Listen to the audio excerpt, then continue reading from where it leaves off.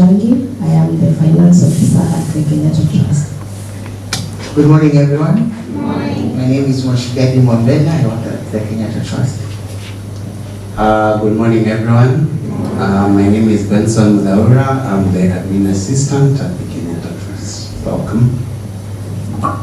Good morning, everybody. Good morning. My name is Kirigo. I am the programs director at the Kenyatta Trust.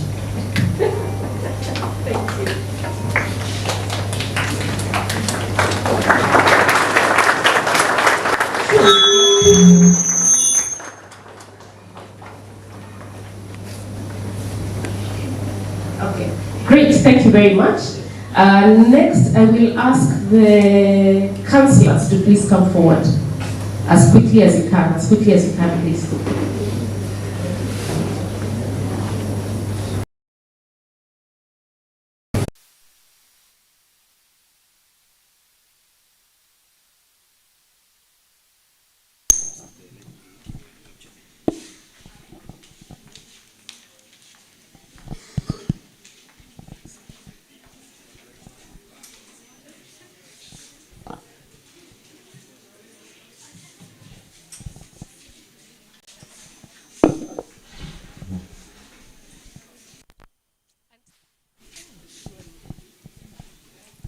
Aren't they looking amazing?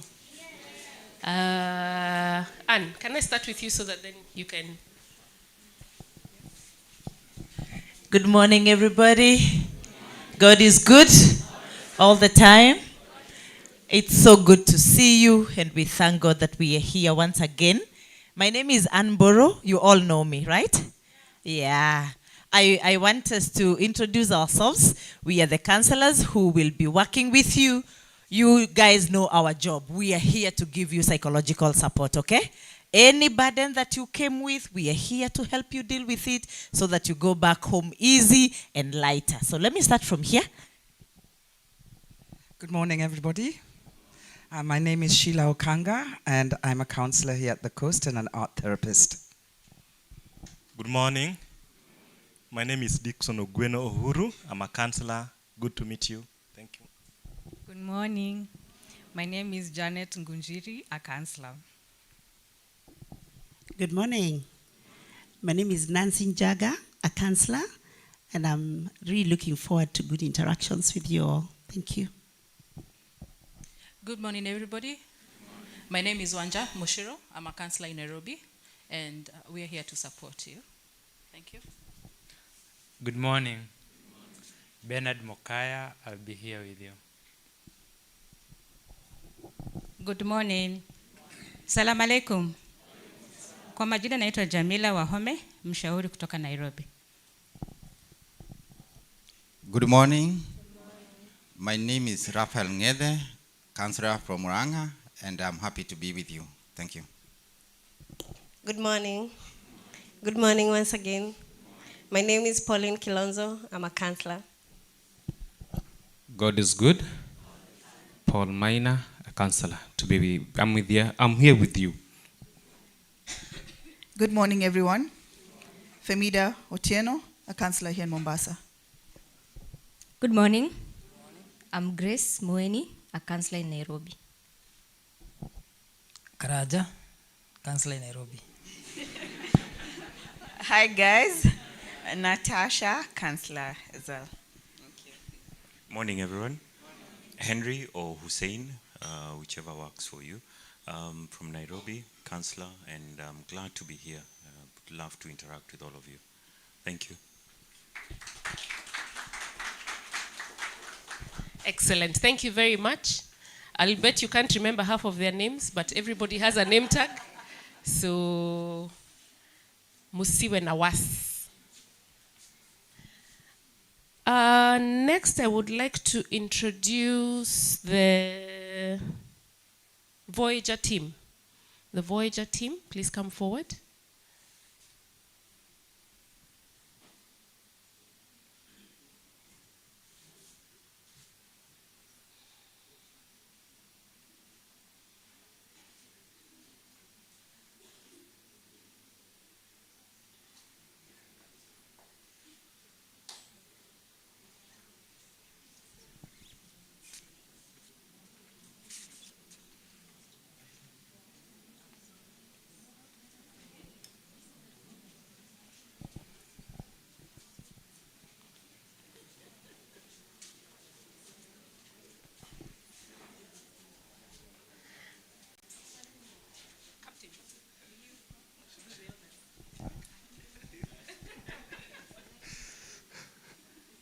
Ahoy. Good morning. Voyager is a ship. So in the ship, our greetings are ahoy. So when you say ahoy, what do you answer back? Good stuff. Katie, ahoy. That doesn't look like an ahoy of people who had good breakfast, is it? Did you enjoy your breakfast? A good one. Can we give a big good ahoy? Katie, ahoy. Thank you very much. My name is Sami Maende. I'm the operations manager. In the ship, the title of an operations manager is a cruise commander. So you learn the ship titles in the course of your stay. But I'd like to allow Amina, who is our team lead with you, to introduce the rest. Amina? Ahoy, Katie. Ahoy. I thought I had escaped that one, but my name is Amina. I'm in charge of guest relations. I also happen to be the manager on duty today. So they call me the passenger relations officer, ship lingo, okay? Then with me is Chengo, he's in F&B, our catering. We have Jackie, she's in banqueting and, and admin. Next to her is Edwin, in charge of F&B or catering. Our commander introduced himself. Next is Bidan, in charge of reservations. What is the name for reservations, Bidan? It's just reservations. Okay. The main man himself. Why you're all smiling, energetic. I can see the excitement. Chef Vincent. Lastly, but not least, we have Lawrence, who is in charge of safety and security on board the ship. We are happy to have you again, happy to host you. We hope you have a good time. And in case you need us at any time, these are the people who are easily reachable, but we are all reachable, okay? Ahoy!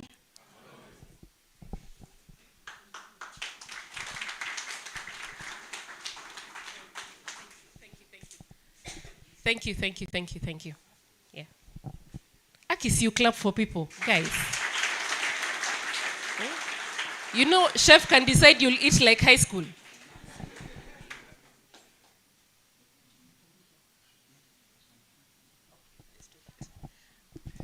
Good morning. Yeah, as you are told, I'm the I'm the officer at arms. That is security and safety. So I want to take you quickly through some house rules and emergency procedures. We are in Jazz Room. Jazz Room is in the northern part of the hotel. The room is fitted with several exits. The main one, where we came in, and we have an emergency exit. The far window, the sliding window opens up and it leads you out towards the pool. In the case of unlikely event of an emergency, we'll all evacuate in a single file through that main exit or the one to my left. But that should not worry you, because we have a team on standby of fire marshals and security people that will help you lead to the assembly point. One of our assembly points is next to the main gate on the right, and the other one is next to the beach. So that's about evacuation. Then the next one is in case someone is not feeling very well, we have a doctor on call and a nurse on duty throughout the day.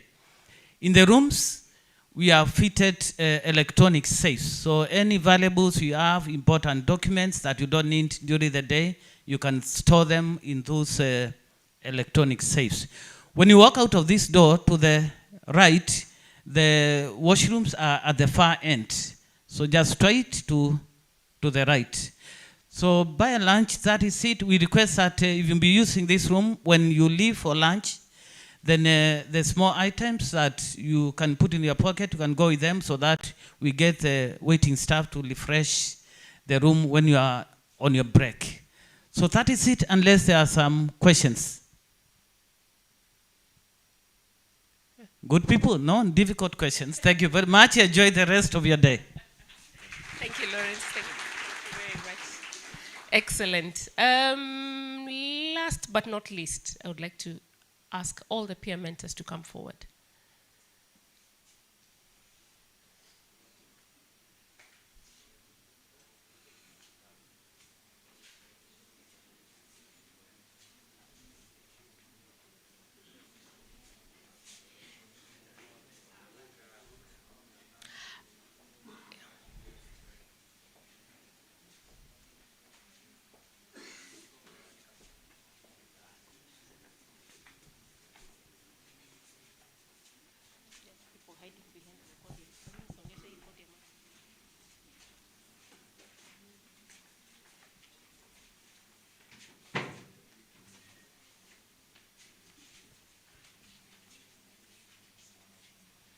Excellent. So these are the team who are really going to make sure that camp goes as it goes. They're the ones you need to listen to. You have all interacted with them in one way or another during the duration of maybe in the last 2-3 weeks. And so I will ask each of them to introduce themselves and the roles that they are playing, starting with Maureen, who is the lead peer mentor. Maureen, do you want to come forward?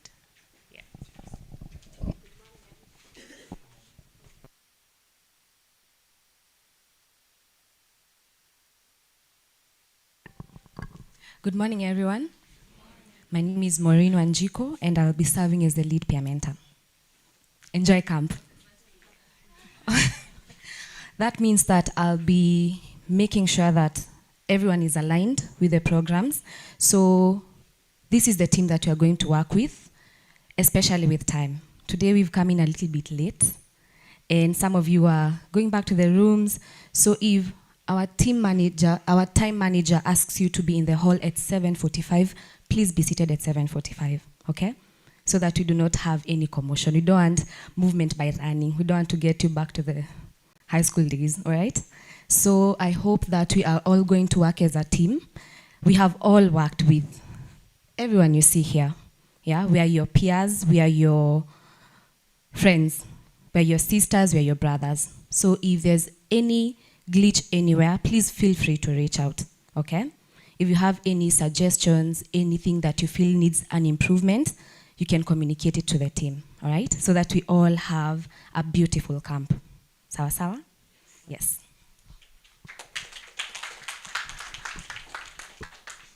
Yes, good morning, everyone. My name is Dennis Bett, and I'll be in charge of my control in room 1. Good to have you here.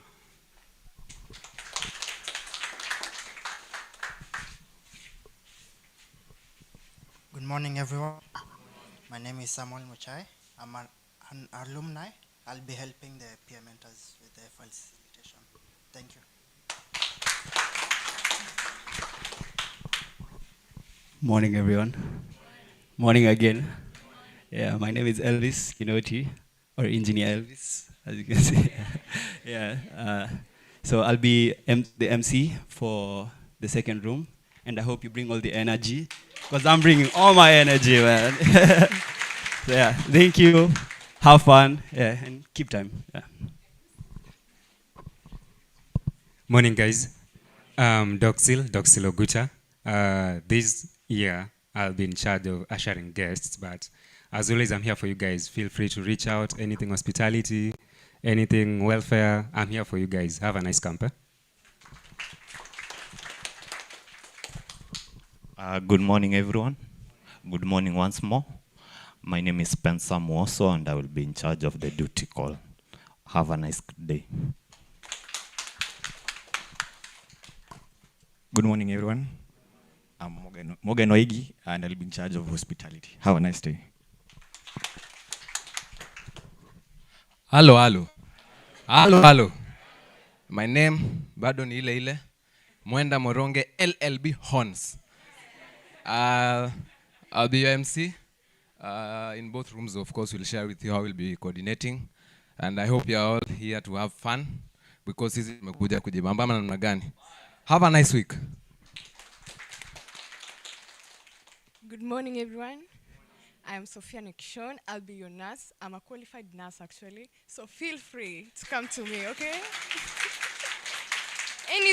anything, however much you'll be feeling bad, come, okay? Feel free to confide in me, okay? Yeah, I'm here for you. Okay, thank you.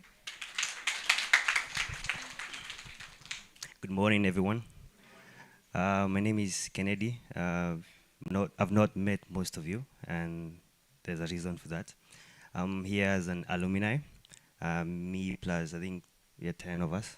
I think 10 or 8 of us, yeah. So something about alumni which you don't know. Most of us have been outside the country, so I would urge if anybody wants to pursue something outside the country, studies or anything, feel free. I was in Hungary. I think I met like a couple weeks ago. But yeah, I'm Kennedy, so feel free and mujibambe. Thanks. Good morning, everyone. God is good, and all the time.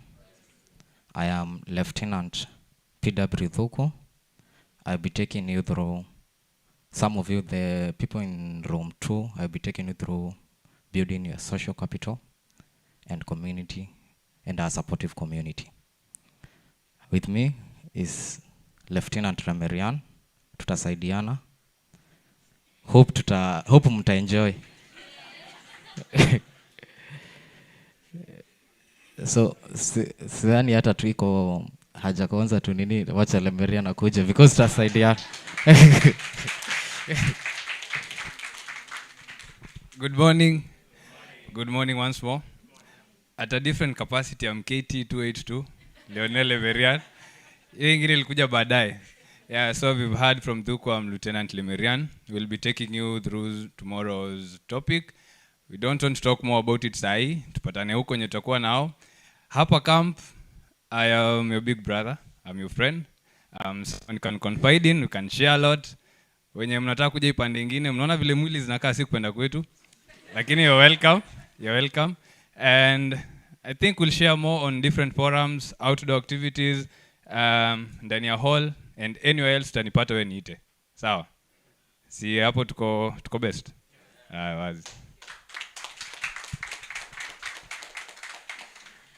Praise God, church. Praise God, church. I am trying a career as a pastor.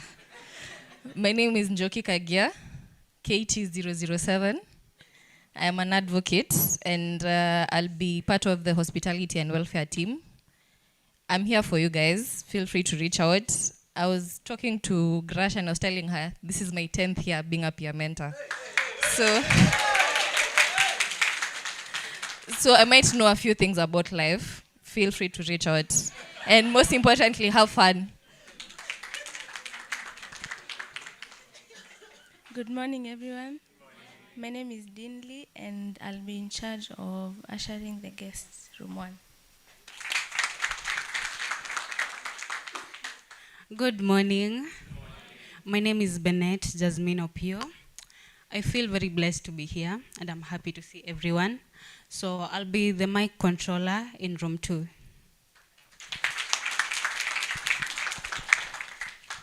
Good morning. I hope you are doing well. My name is Nelly Longar, and I'll be your time manager. So make sure you wake up early because the issue of time, tutasumbuana pale breakfast hour. And make sure you have fun. Hi, everyone. Well, receive greetings from my husband and children. I'm practicing, guys. I'm practicing. Good to see you all. Happy New Year. Tulionana this year? Yeah, so Happy New Year. Happy birthday to the July babies. Oh, yeah, thank you. So my name is Gracia Aworoching. I'm going to be your MC, okay? So have fun. Just set your energy right from the onset. Thank you. Good morning, everyone. Good morning. Happy to see you again, and I'm so happy to be with you today and for the rest of the week. Hope so. My name is Mercy Joy, KT305. I'll be in charge of welfare and hospitality. So if you have any concerns about meals, accommodation, pia chakula ikiwa tamu unaniambia. Sawa? Sawa. So feel free to consult anything, and looking forward to a great camp. Good morning, everyone. My name is Michelle Mora, KT059. They call us ancestors for a reason. Okay, I'll be your MC today. I hope you bring up the energy. Good morning, everyone. Good morning again. My name is Ian, KT216. Like Kagia, we've been peer mentors for quite a while now. I think it's been 7 years. And yeah, I was in Mauritius like Kennedy. I'm part of the alumni team. I'll be helping with time management in cohort 1 and cohort 2 on separate days. But if you have any questions about studying, both in Kenya and abroad, just about planning for your future in school and outside of it, and any questions you might have that you think I might be helpful with, please feel free to approach and we'll be happy to help. Have a good camp. Good morning. Good morning again. My name is Nyambura Gerald. I'm KT190. And it's good to be here. I'll be in charge of the system. Kitaka music, you can come see me. Sawa sawa. Enjoy the camp.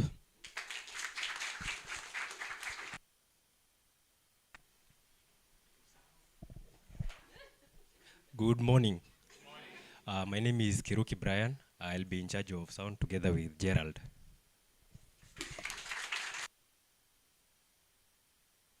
Thank you, everybody.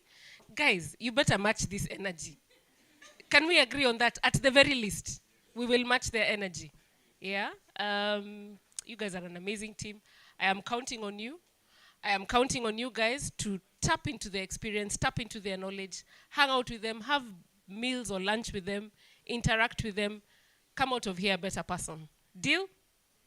Yeah? Maybe, perhaps. Asante sana, you can have your seats.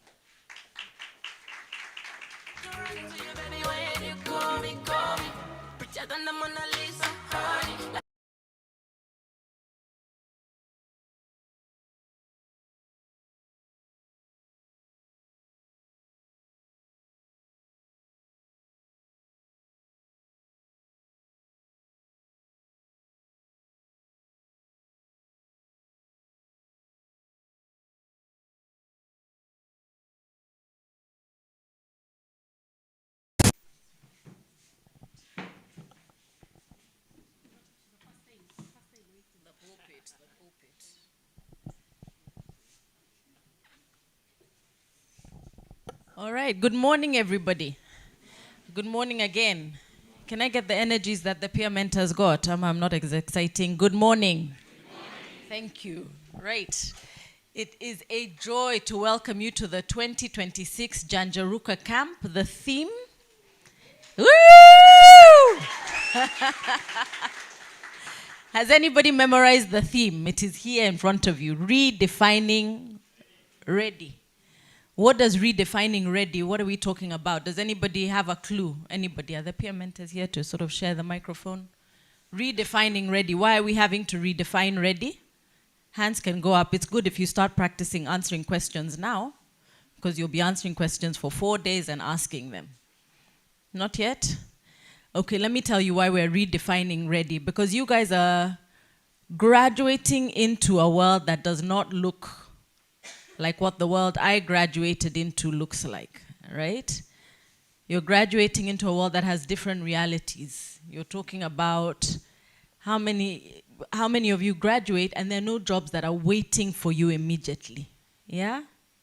So it means that you must stand out, right? You must stand out wherever you are. Can you see the theme here? Wisen up, skill up, stand out. Our goal here is to equip your minds with the mindset, skills, and confidence to thrive and lead, because the world doesn't look the same for you as it did for us, despite the fact that I am slightly younger than most of the team, as you'll see. Yeah? But as I look around, I see, well, I see lots of you. Different counties, different universities. All of you have met each other before. Is there anybody who is completely new here today, apart from Kennedy, who I'm sure has not seen many people here? Is there anybody who has not met anybody here before? Just raise your hand. I won't ask you to speak. No? So you all know one another largely. So the thing with Janjarukaad camp is that we come together now as a community, right? And at the Kenyatta Trust, we often talk about our vision. Now, somebody will have to just answer this question. What is our vision? Otherwise, I'll pick on you. Does anybody know our vision? Even if you look away, imagine I'll pick you. Good.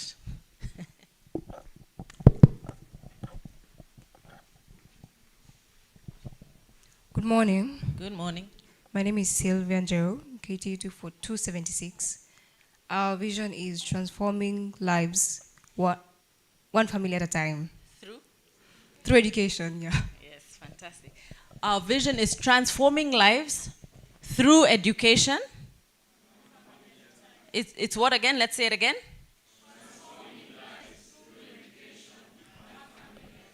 Fantastic. And now the real test. What is our mission? Imagine you can even find it if you want to. What is our mission? Do I pick somebody? One of the peer mentors, please pick somebody from the back for me. Please pick somebody from the back to answer. Kinasolo, find somebody for me.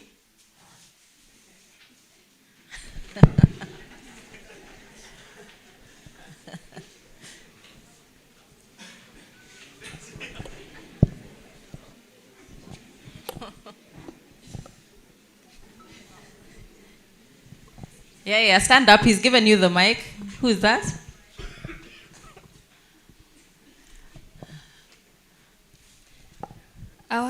Good morning. Good morning. My name is Emma, KT 544. Morning, Emma. Morning. Right. I don't know. Come.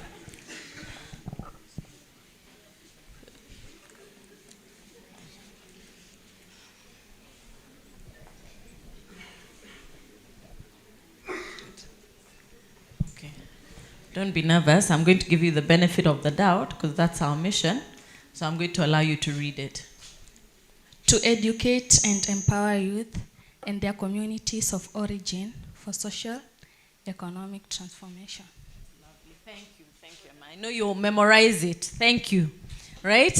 Have we heard it? To educate and empower youth and their communities of origin for socio-economic transformation. Now, we like to use those big words. Can anybody tell me what socio-economic means? Socio-economic transformation. What does it mean to you? Yeah? When you look at yourself, when you joined in Form 1, I remember your interview, some of you were so shy, you were in front of a panel, you could barely remember your name, you had to introduce yourself, your leadership skills, that kind of thing. I mean, all of you were brilliant. And when you look at where you are now, some of you first year, second, third, fourth, fifth years, that transformation is called socio-economic transformation. What has it meant for you personally? Now, because I can't read names, right, Mary, Waboy, what does socio-economic transformation mean for you?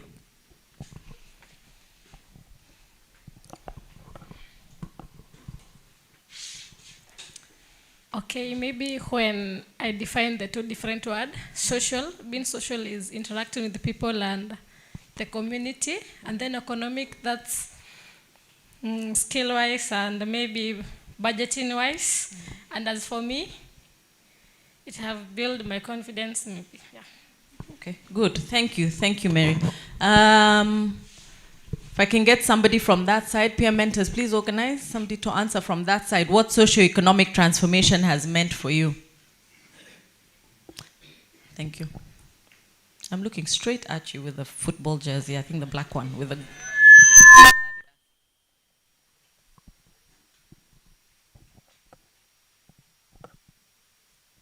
Good morning. My name is Khalifa Idi, KT468. To me, social means the interactions, and what has helped me with, it has built my confidence. Yeah. What does socio-economic mean to you? Socio-economic transformation. Social economic transformation. It has transformed my life from high school. I was a bit, let's say, shy when talking to people, like stand up talking to people. But at least now I can talk. Yeah. Okay, lovely. Thank you. Get somebody from that side.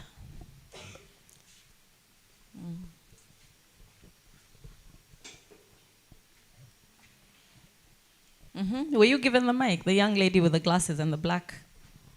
What does socio-economic transformation mean?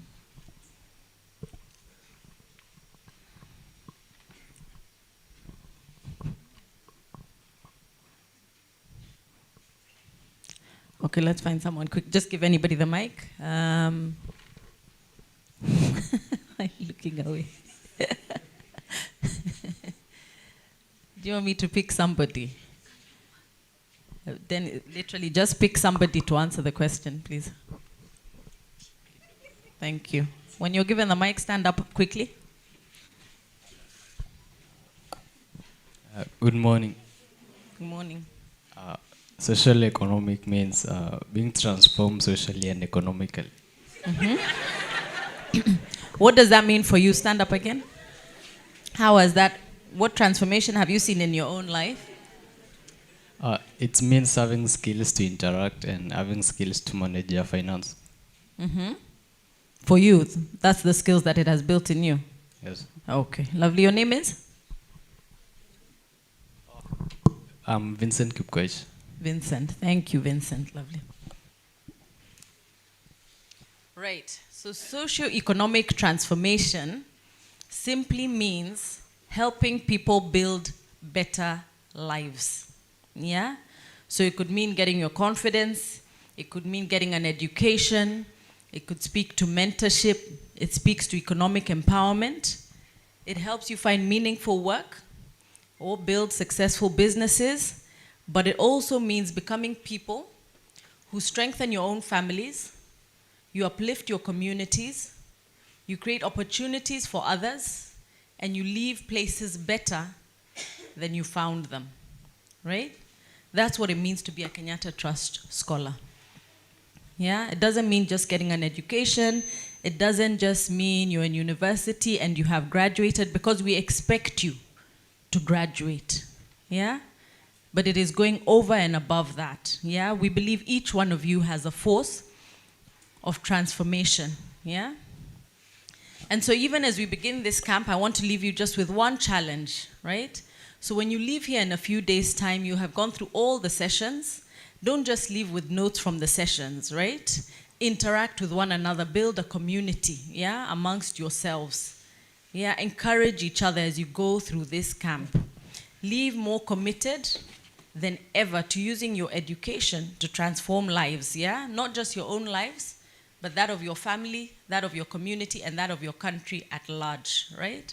So welcome to the 2026 Janjarukaad camp. We will be testing you on the vision and the mission and our values every day. So I suggest you memorize them.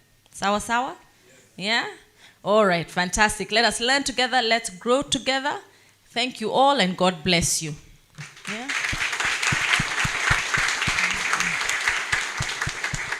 Great.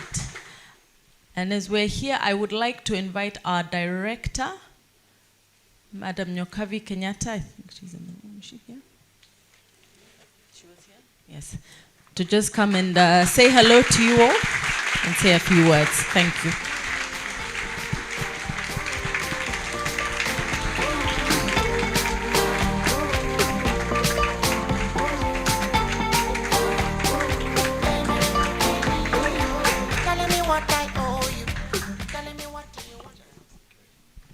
Good morning. Oh, is this too loud or is it me? Okay, so I take it you can all hear me? Yes. I take it you can all hear me? Yes. Excellent. There is no need to fear the mic. Some of you are talking like this. You think we can hear you at the back. We cannot. Don't fear the microphone when it's your turn to speak. How are you all doing? Excited about this week?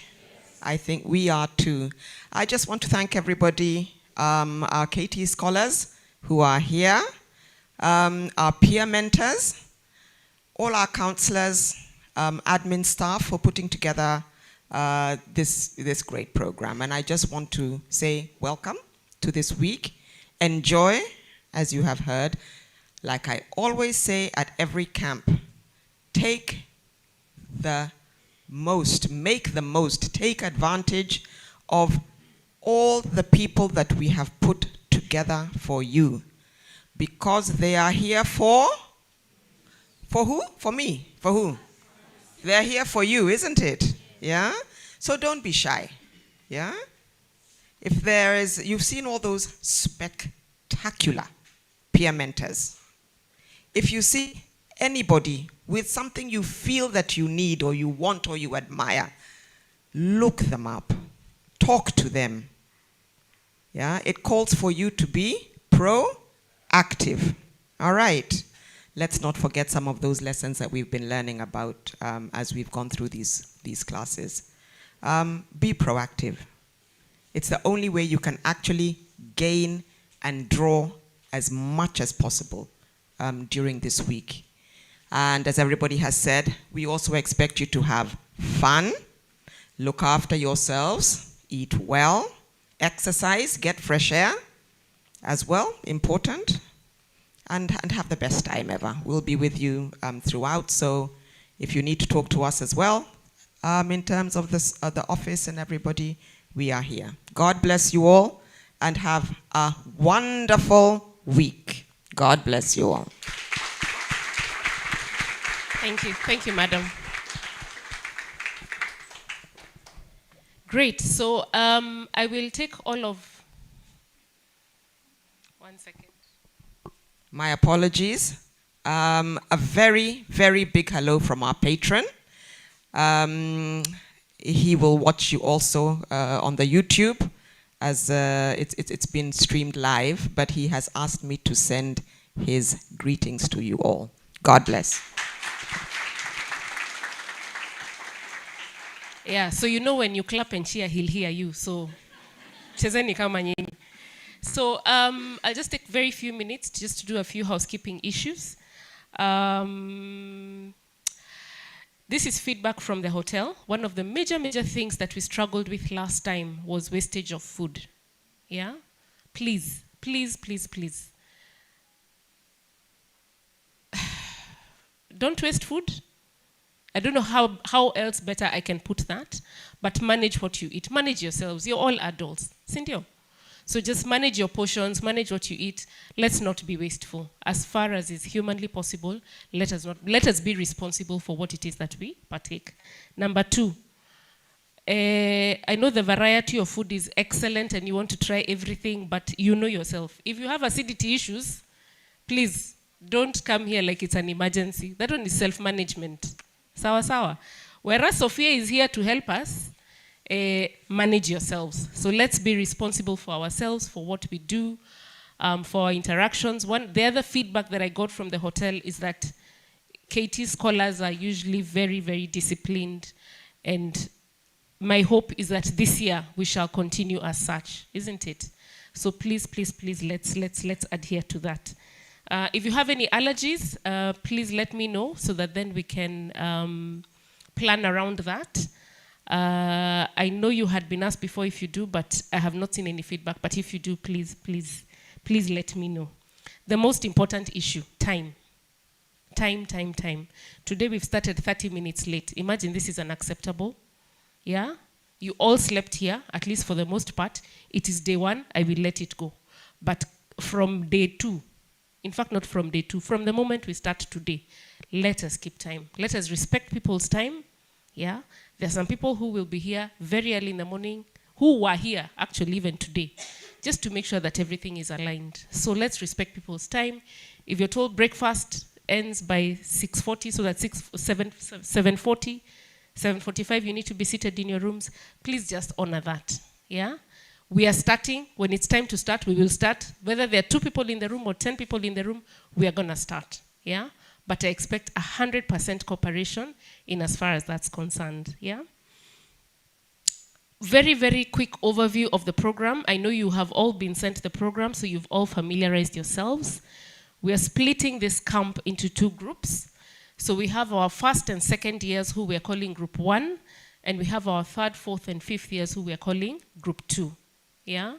So Group 1 will be meeting in this room, and Group 2 will be meeting at Bahari Hotel, which is next door. Yeah? So we will show you how to get there.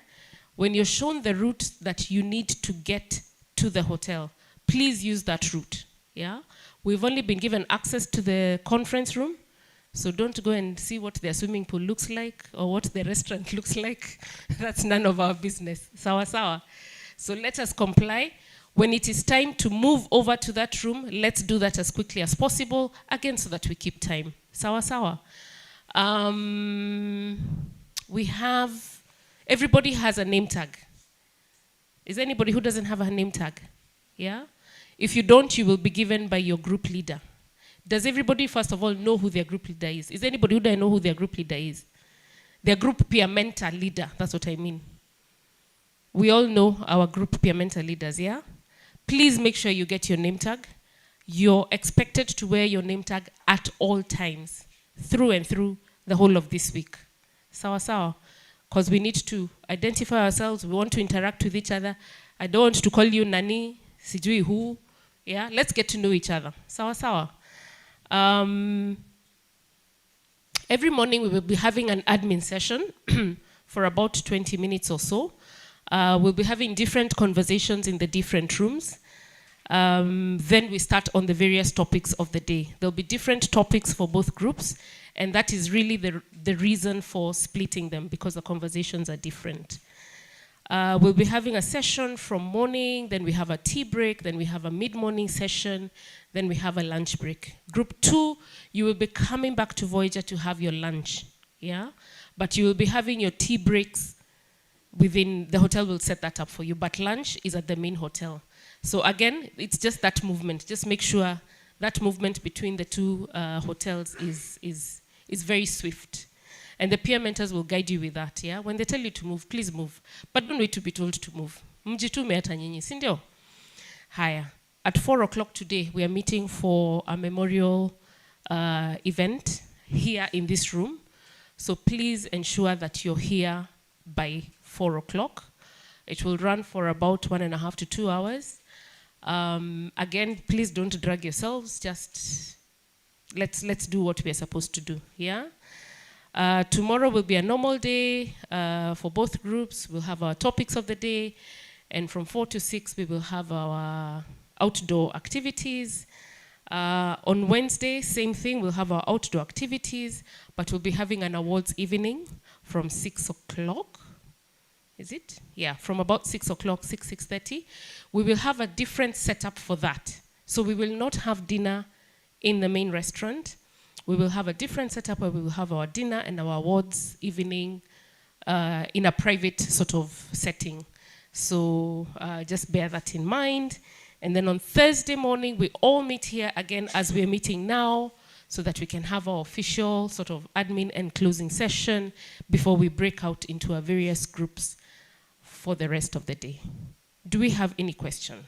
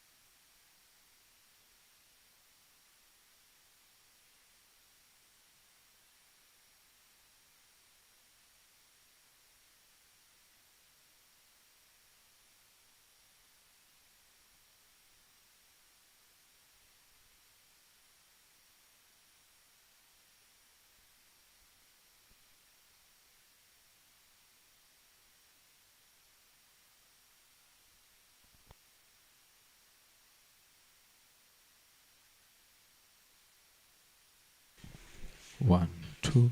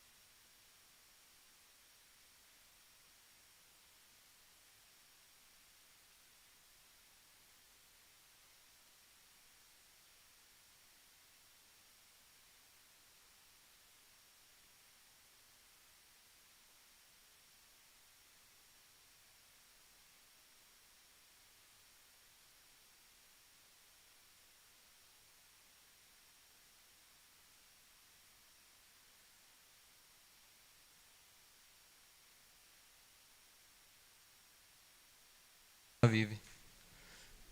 Tech savvy, mtu wa machine IT. Si Lenovo, MacBook. Sawa. Come.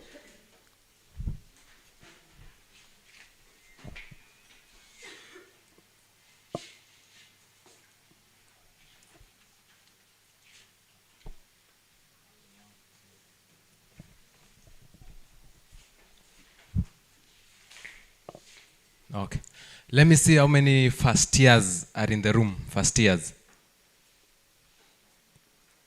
First years. Inua mkono vizuri. Wewe ndio uko first year, sio mimi. First years. Okay. Second years. Third years. Mkwa third year tangukiwa form 1. Huh? I hope we're all excited to start the days. No. As we wait for our speaker to be here, will be Gerald Njoroge. I'd like us to briefly, utainua tu mkono, will be given the mic. One person from this row, this row, this row, and this row. You just give us just a single expectation from today's session. Just a single expectation as Gerald gets ready. But just pick anyone. Anyone.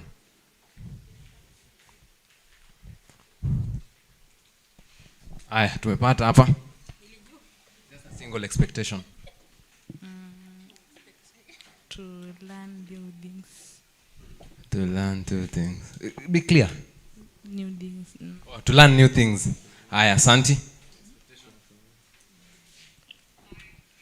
My expectation is to gain knowledge to undertake my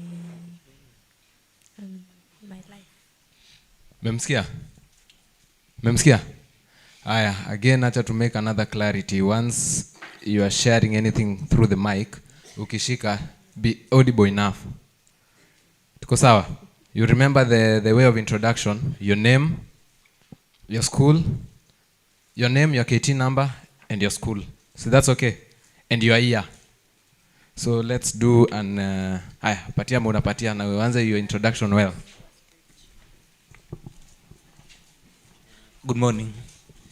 My name is John Lewis, KT 525. I'm on my first year. My expectation today is to get to learn new things and also to get to interact more with our KT peers. Thank you. Thank you. Next. A lady. Okay, sawa. Abubakar Lukman, KT 463. My expectation today is to learn and to be educated. Thank you. His expectation is to learn and to be educated.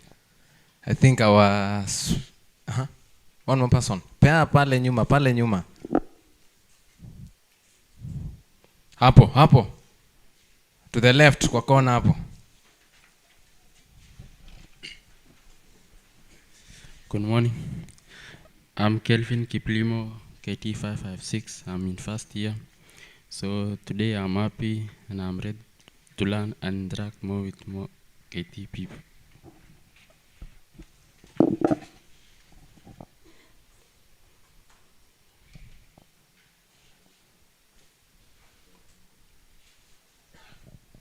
Hi. So I want to bring to us our presenter today, our first presenter. His name is Janjarukaad Gerald. He's a lot of things. He's an ethical hacker.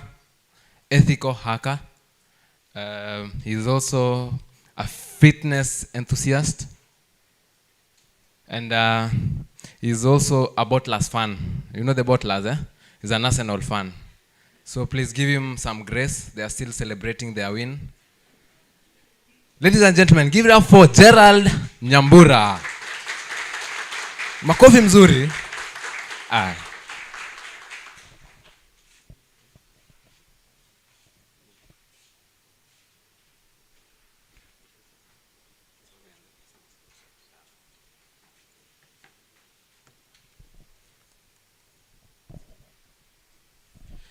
Good morning.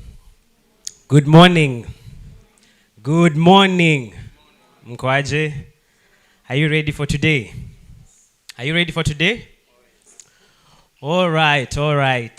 Solomon, thank you very much for the introduction. I'd like us to play a game. I want you to take out your phone. Take out your phone. Go to a browser of your choice. Can be Google, can be Edge.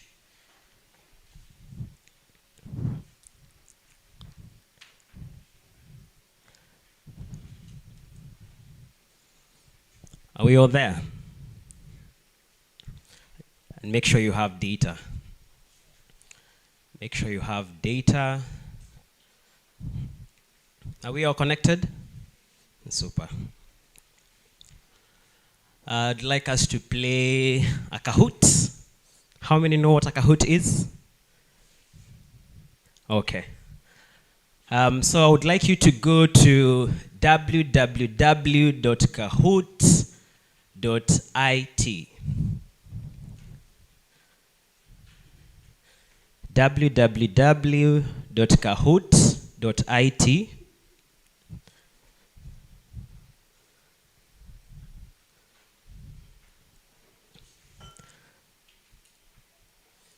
Are we all there? Is it requesting for a pin? We have a pin there, that's 710856. Input that. I can see Russia has joined. I don't know who that is. Please join. Halima, Sida,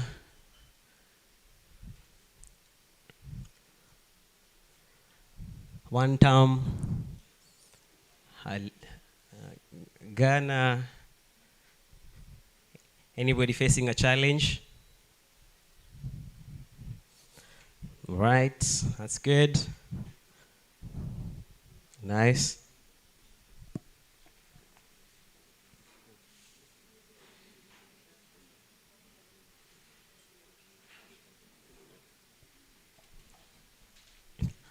Kasongo,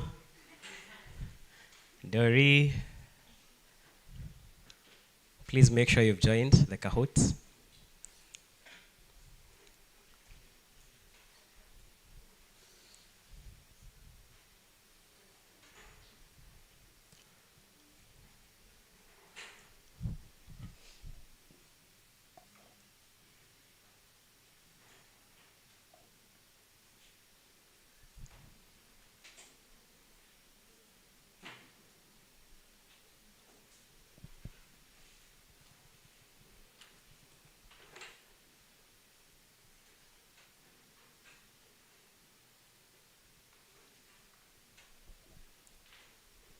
Have we all joined? All right, so we are about to start the game, so please make sure you've joined. Tuko sawa? All right, and we start the game.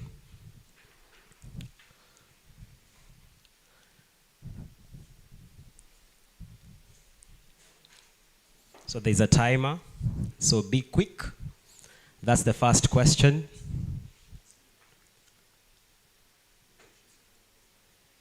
True or false?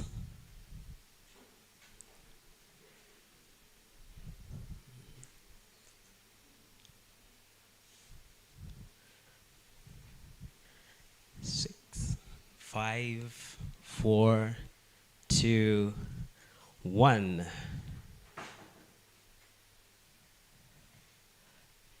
Right. We can see Artis was the first person to answer that question. They got it right with 928 points.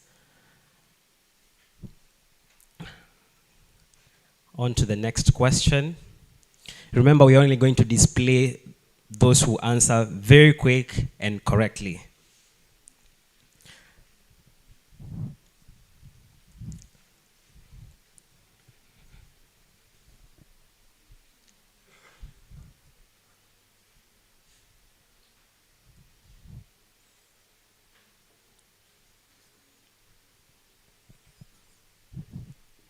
Right? We have Xavier as the first person. That's the scoreboard. On to the next question.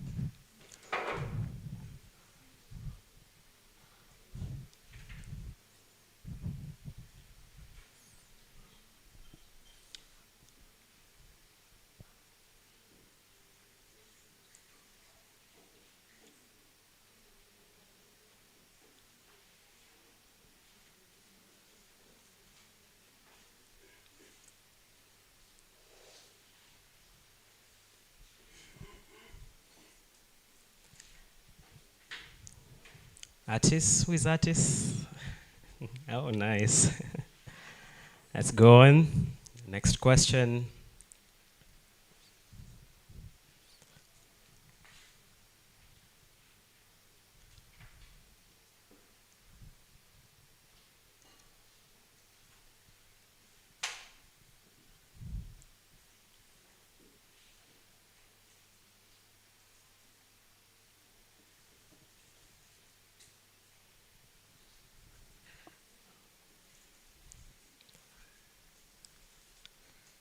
Kwani nyinyi wengine mchezi?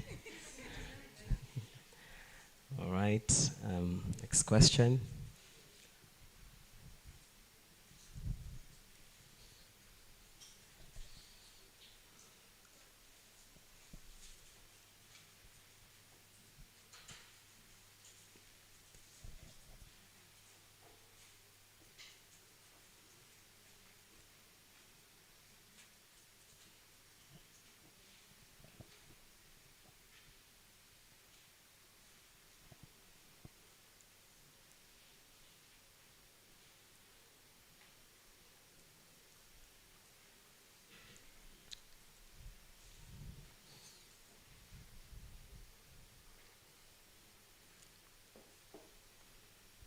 What should you do before you start building any project?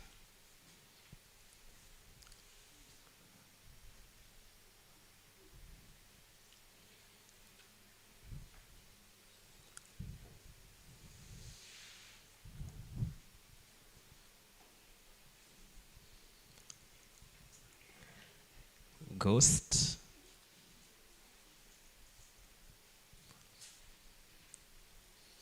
What is a tutorial hell?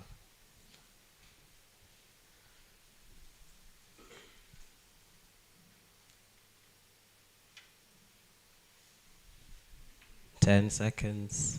8, 7, 6, 3.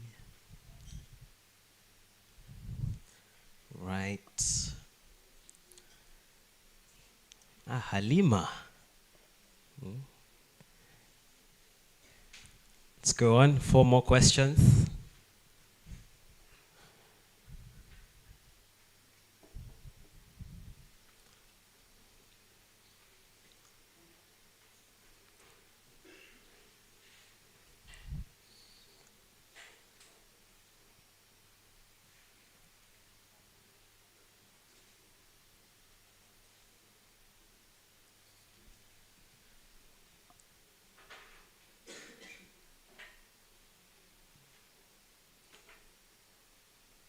Question 9.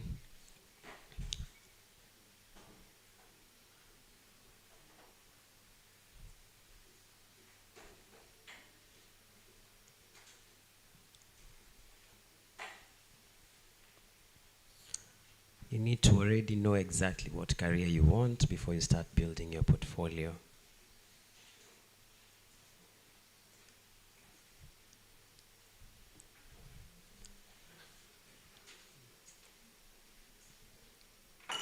We have Halima again. Question 10. Which is the easiest platform to start writing about what you're learning?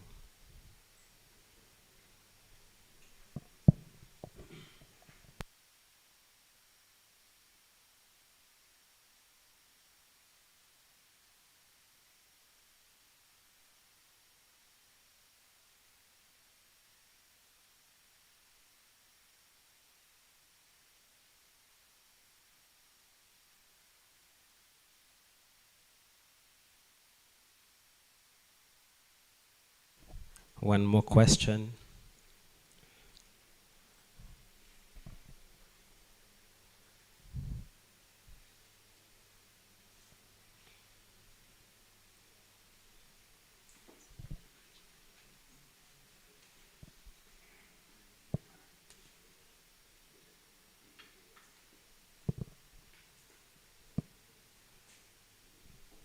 Last question.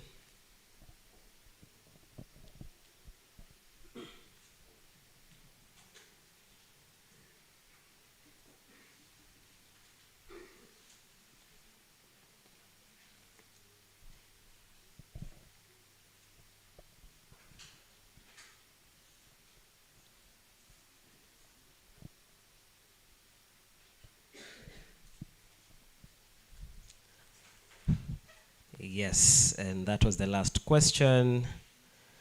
So we have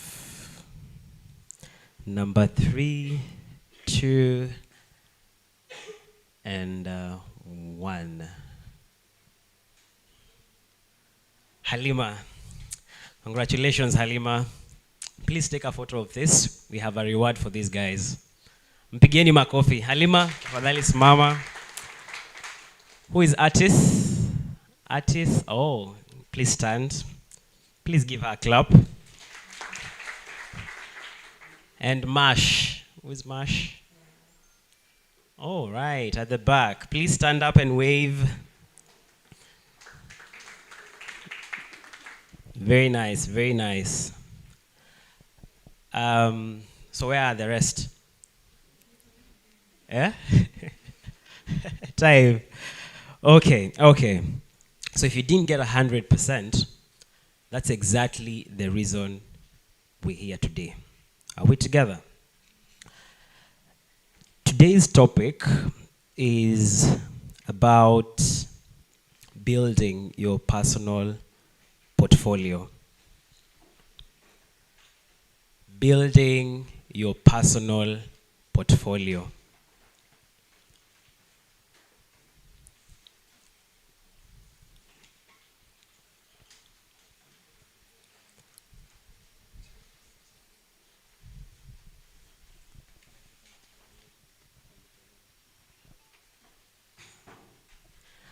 All right, all right, all right. And I want us to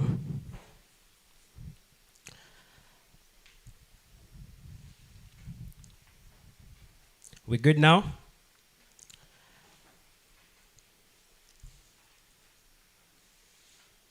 I want us to all stand. And I want you to face the person next to you. Please stand and face the person next to you. Make sure that you have a partner, and it has to be a partner of the opposite gender. Has to be a partner of the opposite gender.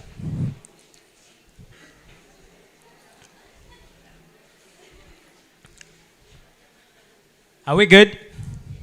Please pair up. Please pair up.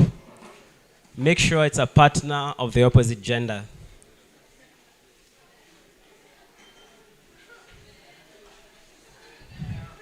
Tafuta ule mtu mwenye unaonanga anakujanga camp. All right, please. Nani ana mtu? Aya kuja bahali yake haina mtu hapa. All right. Are we all good? So I want you to look at them straight in their eyes and observe them. Enjoy how they are dressed, right? Their face, how beautiful, handsome they look. Ensure that you pay attention to how they are dressed. Yeah, if they have a tie, lakini usiguze tie. All right? So make sure that you pay attention to how they are dressed. Are we good? So, I want you to turn the other way around. So only your backs will be facing each other's. I want you to turn the other way around and change something about yourself. Badilisha kitu, unaweza toa nails. You can remove your watch. Just change something about yourself. All right? And please don't pay. Make sure that your partner isn't seeing anything that you're doing. Do something.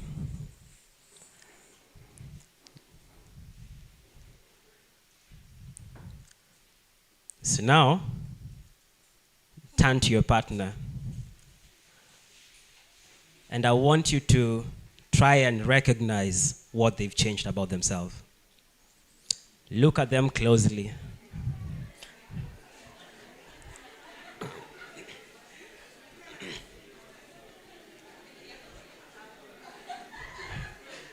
Look at them closely. You have 10 seconds to identify what they've changed about themselves.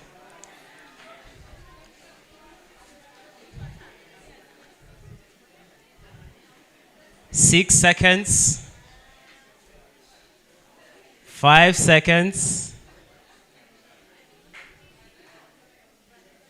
4, 3, 2, and 1. So I want you to turn back again. Turn around again. So I want you to change 2 things about yourself again. Msitoe nguo tafadhali. All right? So change 2 things.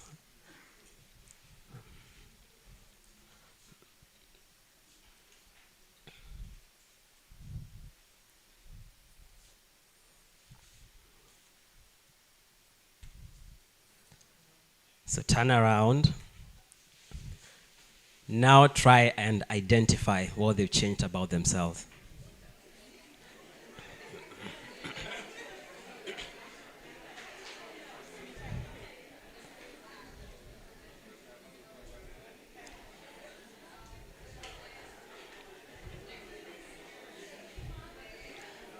You have 10 seconds. 10, 9, 8, 7, 6, 2, and 1. So we are going for the 3rd round and the last one. Please turn around. Now I want you to change 4 things. Yes, 4 things.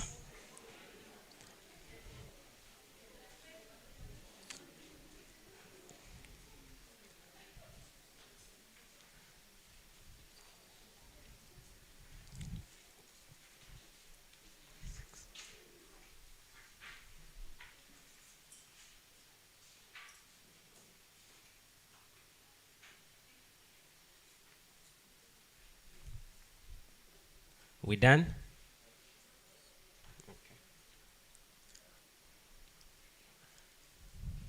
Now some of us are concentrating on the faces, so you can barely tell what's changed about the other person. All right, you can turn around and ask them to identify.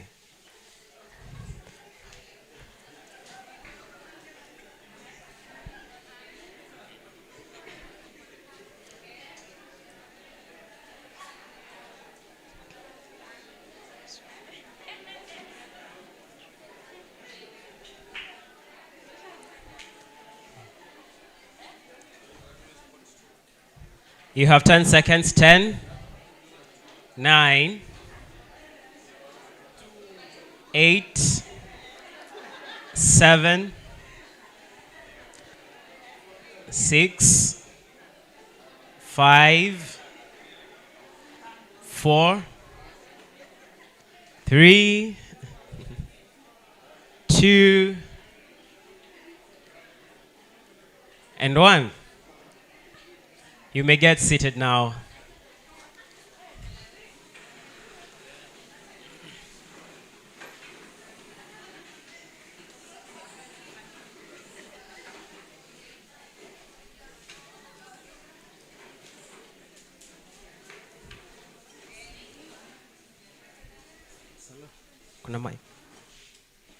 So I need feedback from anybody about what they've noticed about their partner,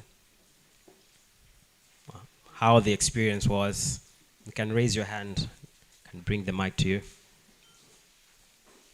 Anybody? I'll pick. Anybody? Kasimoto?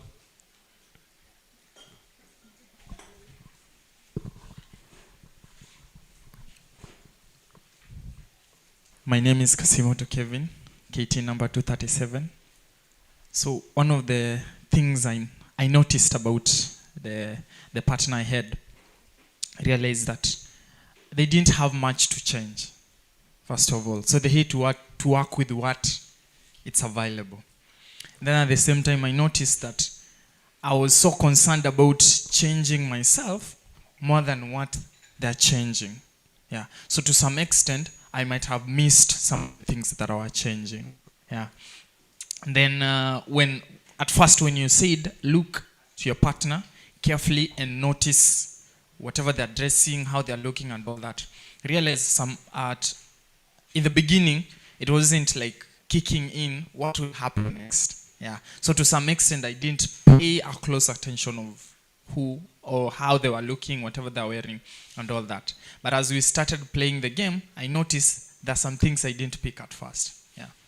Thank you, Kasimoto. One more person. Very interesting perspective. Somebody.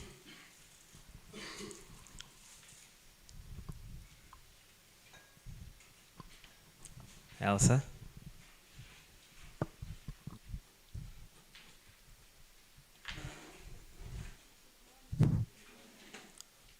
My name is Elsa Atieno, KT 498. For my partner, the one thing I noticed is that he was not keen. I was changing the simplest things, like folding my sweater, removing my ring, but he didn't notice all that. But he was trying. So what I've learned is you have to be keen on your first. You always have to be keen in everything that you do. That's what I can say.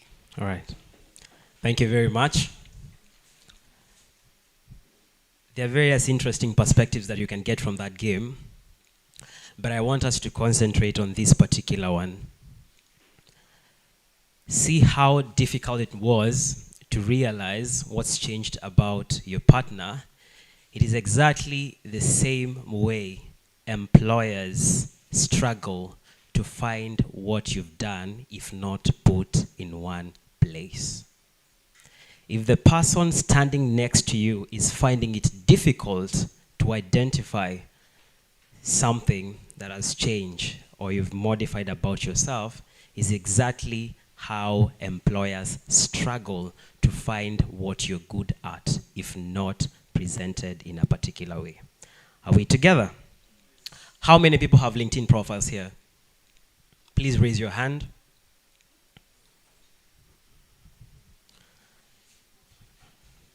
Do we know what a LinkedIn profile is?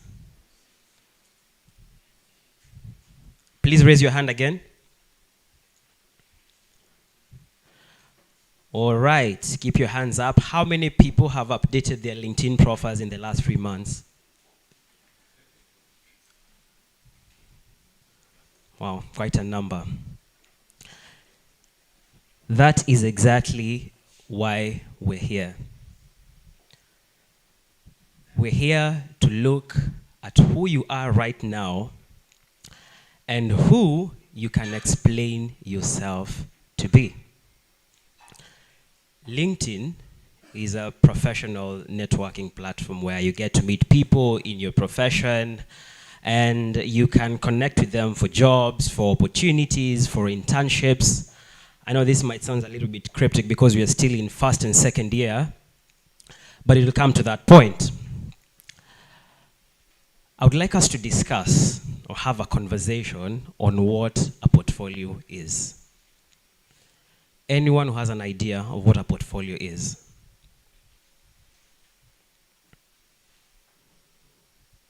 Please pass the mic.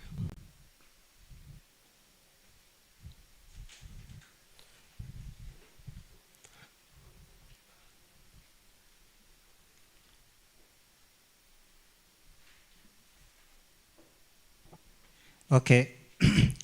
My name is Juma Evans Chalo, KT476. I think portfolio is like a collection of something, like a collection of documents that in your like your career, you have those documents, the certificates, and the maybe some achievements, awards, like yeah, that build yourself who you are. Thank you. Thank you. Somebody else? Okay. Hi, everyone. I'm Joseph. So for our portfolio, it's like a CV that talks about it. It tells what you can do, the skills you have, the achievements you have made, and more things you can do, and to know more about who you are and what things you can do. Yeah. Thank you. One last one.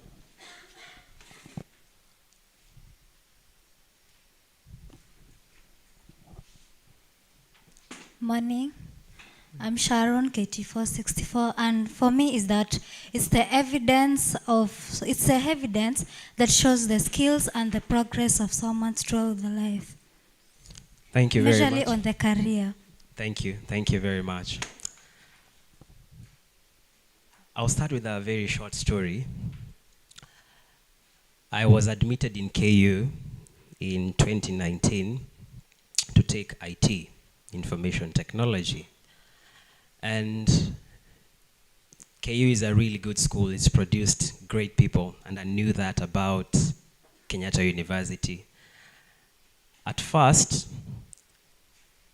I didn't want to do IT. I wanted to do pharmacy.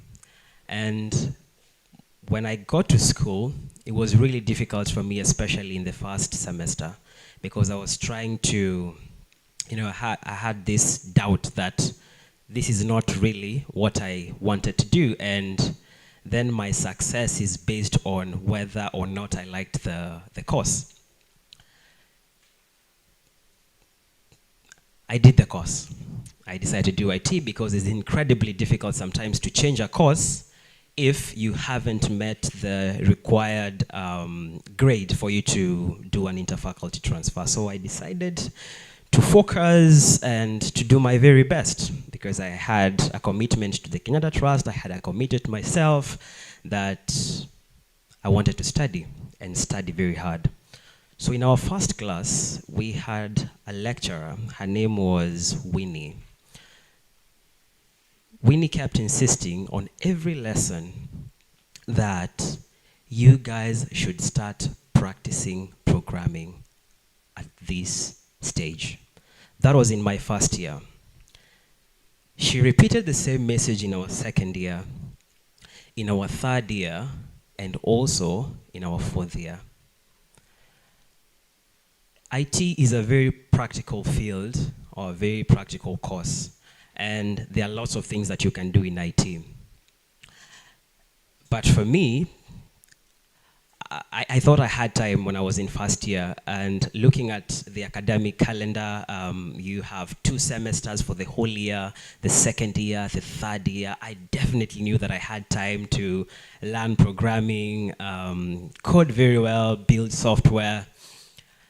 But the reality hit me when I was in my fourth year.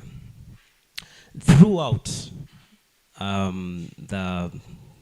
throughout first year, second year, third year, fourth year, I was very, very, very, very good on paper. On theory, I was very good. But I'd never built anything. And that's when I realized, when I got to my fourth year, we needed to do a project. And for IT students in KU, you have to build a software to show that all the skills and all the knowledge that has been imparted on you since first year have been, you understood them, and now it's time to showcase what you've learned. But I didn't have that. And it was incredibly challenging for me, also building the software, going to present it to the lecturers. It was very difficult. In fact, I sought help from a friend. So now I had this battle within myself. I used to call myself a coder. I'd call myself a cybersecurity expert, an ethical hacker, but I knew nothing practically. And that's the reality that hit me when I graduated. Immediately when I transitioned from KT, I got a job in a cybersecurity firm. And now we were preparing for a hacking. Do you know coding? What exactly do you do? And I was embarrassed because I didn't have nothing to prove. I hadn't done anything practical in my life. So what I did, still while at that place, I took a book. I divided it into a page. I divided it into two parts. So on the left-hand side, I wrote all the skills that I needed for me to succeed in my industry, and that is cybersecurity. So I listed all the skills that I thought were required of someone in cybersecurity. And then on the right-hand side, I listed the skills that I knew really that I could do, or that I had, like a good grasp of.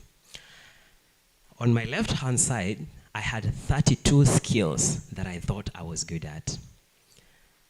And because now I was doing an audit of myself, I found out that out of the 32 skills that I had listed, I only knew 4 very well.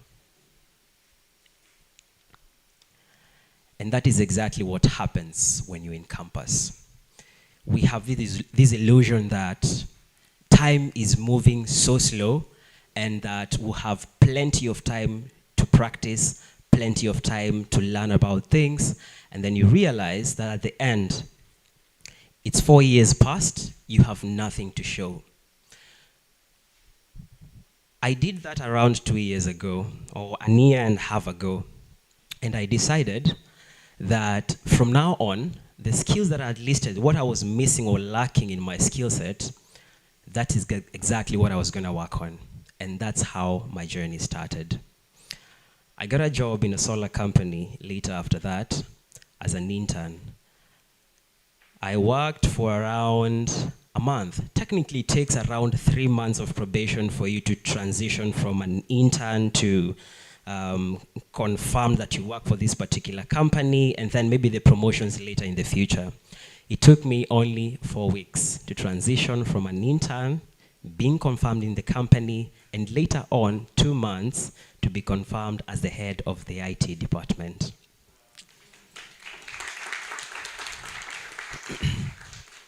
That is exactly what happened, but I had to make this decision consciously, and I had to be intentional about what I wanted.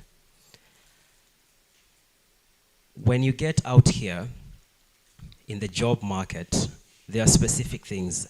And look, I'm not a human resource personnel. I have no credentials about that. But what I'm going to share today is simply a transference of philosophy from my lived experiences and observations from myself and also from other people. We're gonna come to that and how I transitioned from the intern thing to the head of department. But really, what I'm trying to drive here is, I wish I had taken what I was told by Madam Winnie seriously when I was in first year and second year, because it's literally the best time for you to build anything. You have lots of resources, you have a plethora of resources online that you can use to improve yourself. But do we do that sometimes? You commit to something, 2 days, 3 days, and then that's it. So today, we're going to focus on how do you exactly build your portfolio. Someone talked about a portfolio as a store of evidences that you've created something, that you're really good at something, but I'd like us to demystify the difference between a CV and a portfolio. See, a CV is simply theoretical proof that this is what I have done. I went to KU, I graduated, I went to company ABC, I did this, I did that, and I did this. That is just theoretical proof. But today, and in this market, what employers are looking for is what have you done? What have you implemented? What have you built? And it's very, kind of sounds unfair because even as you transition from the university as a as a graduate, that is exactly what employers look for. They're not looking whether you're new or fresh into the market. They're looking at what you did while you were in campus. And I repeat this, the best time to build is now. So a CV doesn't say a lot about yourself. I had a very nice CV. So sometimes you look at the job description or the job advert, you look at the job description. Okay, so number one, the employer needs someone who knows how to code, and then you tailor your CV to meet that. But really, do you have something that you can show, something that you've built, that you possess a certain skill in that particular area? That is exactly what a portfolio does. A portfolio shows what you can do and what you've done, and why should we trust you that you can handle what we have here. That is what a portfolio is. And a portfolio can be implemented in several ways. Well, I know now the first question is, when you're in campus, for example, right now, look, we might be taking different courses right now, and you probably haven't really figured out whether it's exactly what you'd like to take in your life or even pursue as a career. And that is normal, that is common. There are people in their 50s still trying to figure out what they want to do with their life. So it's very common, even at this particular stage of life. And this has to be intentional, as I said in the beginning. This has to be very intentional. So building a portfolio doesn't require much. We have lots of resources nowadays. We have the AI, and we'll get into that in a bit on how you can create your portfolio after you've done building things and all that kind of thing. But where I'm driving at is, look, there are people, or some of us, who sit back and say, you see, that day when I realize that this is what I really want to do, that is exactly the day that I'll start building something. But we don't have to start from there. I want you to identify what you think you're interested in. And that might change in the future. It might change. But again, you'll not be starting from zero. Pick something, anything you're interested in, and start working on it. Start building. So a CV doesn't say much about yourself, but a portfolio does. It's proof of what you've been building over the years, or of a couple of months, or the time that you're in your campus life and all that. How many people have heard of what GitHub is?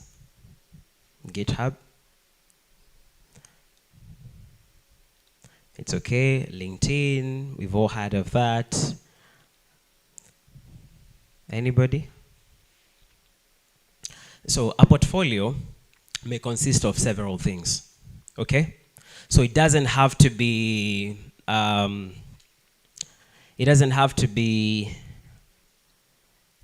something that's stored in one place, okay? So you can have a portfolio in so many ways. For example, for those guys who do literature and love writing, you probably might want to have a platform where you do your writing. A platform that after you've done your writing, then people can see, you can share. We read blogs all the time, isn't it? So you need to have a place where you can share the blog, share with people, and show them that you can really do what you claim that you can. For guys who are in IT and some other areas like design, there are those who use GitHub, and I would want you to research on what GitHub is. They use GitHub, store the code there of what they've done, so that when employers are looking for for this particular candidate with a certain or a particular skill set, then they can look at your GitHub and see what maybe you've been doing and what you've been developing. Also, certifications show that.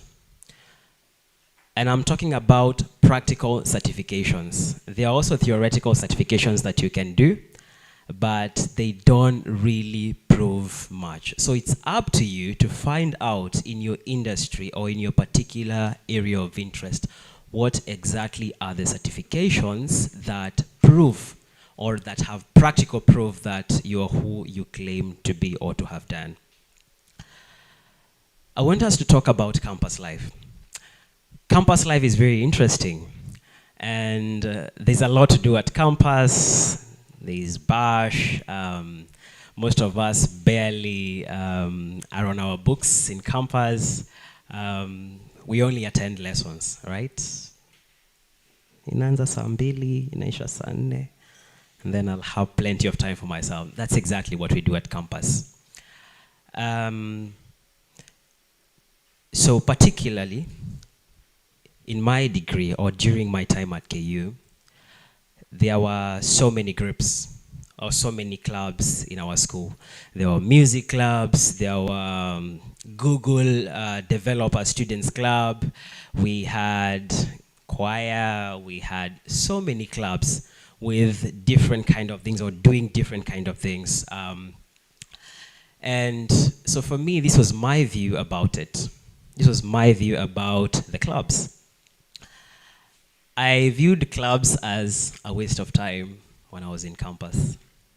So I never joined any club, including the clubs that you'd really deem important in my career, professional life. But I didn't take them as important. Only to realize when I finished, when I graduated, I had some very close friends who were heavily engaged in these clubs. They do things, they'll create software, they would come and present to the school about what they've done.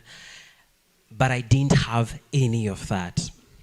So I'd watch, and I think I had this while I was at KT. So I was looking at myself, and I'm looking at my friends, and there's someone who got a job at Oracle.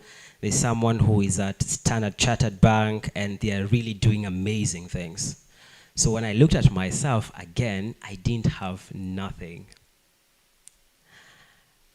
And now, this is now in hindsight. So when I look back,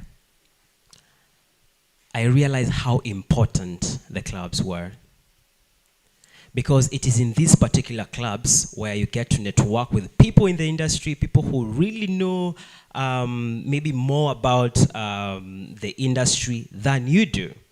And these are the people who link you up with some very nice things, maybe after you're done with your campus or maybe even during your internships. That is something that I do have regrets on not having capitalized on. So I would like you to go back to your school. Identify the clubs that are in your school.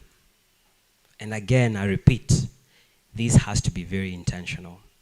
And this has to be done consciously. Identify, what is this exactly that I would like to do? Am I interested in the choir? Am I interested in the developers club? Am I interested in the writers club? Identify that. That is exactly where you build your professional life. How many of us are in clubs in that school?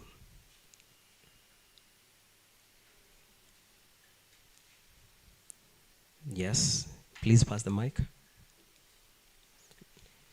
Anybody else? Anybody else? All right, Ian, we have that one.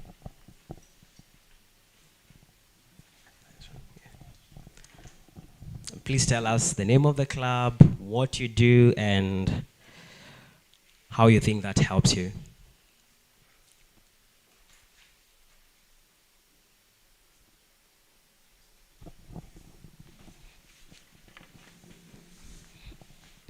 Good morning. My name is Claire Mondi, KT492. I study at Chuka University and I'm a member of the biology club. I pursue a course in Bachelor of Science, Biology. Now, that club has really helped me because we engage in things related to our course. Sometimes we do photography. Sometimes we go for the events that is related to the course, and it's fun there. That's all. Anybody else? There's one here. Kimutai.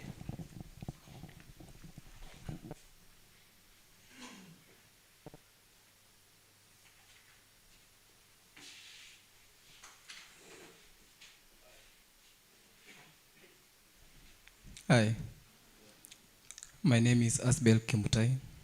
I studied in Moi University, pursuing Bachelor of Education, not Bachelor of Education, Bachelor of Arts in Linguistics, Media and Communication. That's journalism. The clubs I'm in school is JSAC, that is Journalism Students Association. What Journalism Student Association helps me, it helps me in building my career. That's building confidence, building my communication skills as well. Also, I'm in an ISEC club. And ISEC is an international club whereby you get to network with people in outside the country or here in Kenya or even globally. That's it. Thank you very much. You see how interesting that is. Thank you very much. So there's a process that I use, or I think this is gonna be important to all of you if you do decide to do that, and it's like the map, join, lead, and document. So mapping, what it says here is you identify, look at the clubs at your school. What are you really interested in? And again, sometimes this might have nothing to do with the course that you're taking. You might be taking ET, but you're interested in drama. You might be taking computer science, you're interested in the Writers Club. So this doesn't have to do anything with your course or your professional, or what you're pursuing professionally. You can join any club that aligns with what you'd like to do in the future. So you identify the group and then, or the club, and the second thing you do is you join. So I'm interested, for example, in the the Google Developer Students Club. Join the club, but that doesn't stop there. You lead. And leading, I'd like to clarify this, does not necessarily mean taking the front seat at your club. I'll give you examples of what I did. So when I joined the solar company that I was talking about, SciTech, all right? Katie was generous enough to enroll us in the peer mentors, the sessions that we had with Madam Vicky, and I'd learned a lot about emotional intelligence, self-awareness, and all those sessions. So I wanted to build a capital at SciTech, still as an intern. So I identified that in the company, we had meetings on Mondays. Every single Monday would have meetings about, updates about how the company is doing. Sometimes would have people come and train us on product knowledge, what solar is, and that kind of thing. So I approached the HR and I told him I would really love to volunteer and train the company on emotional intelligence. Guys, I wasn't prepared, but I knew I could do it because of the sessions that I'd gone through at KT. So the HR says, it's okay, you can have your next session on Monday. I was nervous, but I did a lot of research about it. And for about 6 months, I'd done around 6 trainings for the company. 6 trainings for the company. But that wasn't enough. I was doing it voluntarily. There are a lot of assignments that I had from my line manager back then. I had a lot of things to do with building software, designing things, but I really needed to look for time for me to implement or for me to do research on things concerning EI and self-awareness. And I did a lot of that. I volunteered a lot. The other thing that I did, and I'll show you that in a moment, is that still as an intern, so I looked at our company. So I used to do this every quarter, after every 3 months. I'd look at how we operate, how we do things at our company, and then I'd identify the gaps that are there. And then I'd propose to the HR that I would really love to build this system because I think it will be of importance to the company. And the HR would give me a go-ahead to build the softwares. So I did that, and in my perspective, guys, I think that's what got me promoted to the current role that I'm having today.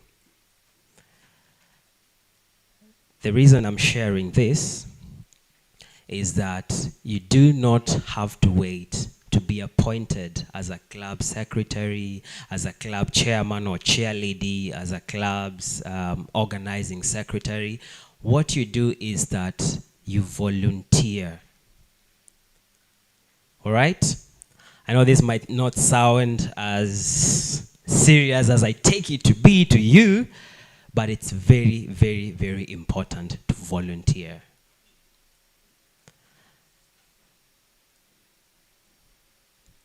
This will work because at first we said you have to have an interest in what you want to do first.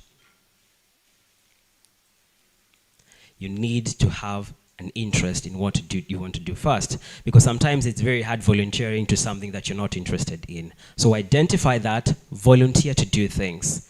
Volunteer to write minutes for your club. Volunteer to build a software for your community. Volunteer to do something grand about your community. Today, as I do this, immediately after I decided that things aren't going to go the way they used to for myself, I looked at how my community, from where I come from, in Nyandarua. So we have not, digitalized how hospitals, especially from my home area, how hospitals work, and I identified a gap when I was still in high school. So sometimes when you visit the hospital or the dispensary, they have a book, the outpatient, inpatient book, where they record the names of the patients who come in, who go out. And I realized sometimes, and especially for mothers who had given birth, some of them or most of them are not literate. And so when you visit, especially the hospital for vaccination, you have a small kid, you're taking them for vaccination, you're given a small book. It's the traditional way of recording what vaccination has been issued to the child, and then they'll be given this small book, and most of the time these parents would lose that book. So when you come to the hospital, the doctors really had a hard time identifying. So what age is the child? The parent doesn't, have the exact date when the child was born, when was the last vaccination. So I identified that, and I did create a software. a system. And this system, what it does is, when you visit the hospital as a mom, it doesn't matter how many kids you have, 2 or 3, the doctors would record that in the system. Record that in the system, and then the system would track the vaccinations that your child has taken. So as a mom, once you visit the hospital, maybe you've lost the book, you've misplaced the book, the doctors didn't really have a hard time identifying what vaccination to issue to your child. The reason I'm sharing this is because this was very instrumental lately in the past few months. I was doing an application for university sponsorship for a scholarship to a school in Rwanda. It's CMU Africa, Carnegie Mellon University of Africa. I did an application and they asked us for projects that we've done for the community. They asked us for the projects that we've done for the community. Luckily, I had something to show. And guys, I was named the best software developer of the year. And that contributed a lot. I'll be starting my master's this August in CMU Africa. A master's in IT due to that. And that's why I'm really emphasizing on volunteering. You look for gaps in your area of expertise or areas that you're interested in. Pick an interest and then commit to that. Are we together? All right. So after you've identified, you've volunteered for anything, to lead anything, then document that somewhere. You saw how difficult it was to identify the changes in your partner. Document that. And documentation doesn't really have to be something grand, okay? We'll look at that and where exactly you can do this. So I want us to talk about the hard and soft skills. I want to take a segue a little bit and look at what hard and soft skills are. Anyone has an idea of what soft skills are? Or even hard skills? And maybe what the difference between them is. Anyone? I'll pick someone. Yes, Elsa?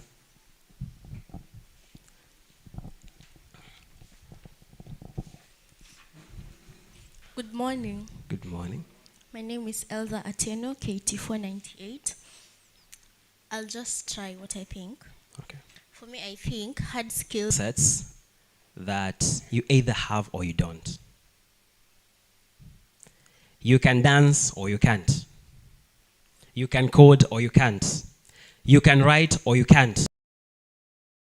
Soft skills, on the other side, are things that you cannot be taught by anyone. They are things that you can't quantify.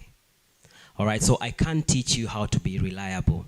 I can't teach you how to be honest. I can't teach you how to manage your time. I can't teach you how to manage your time. Those are what soft skills are.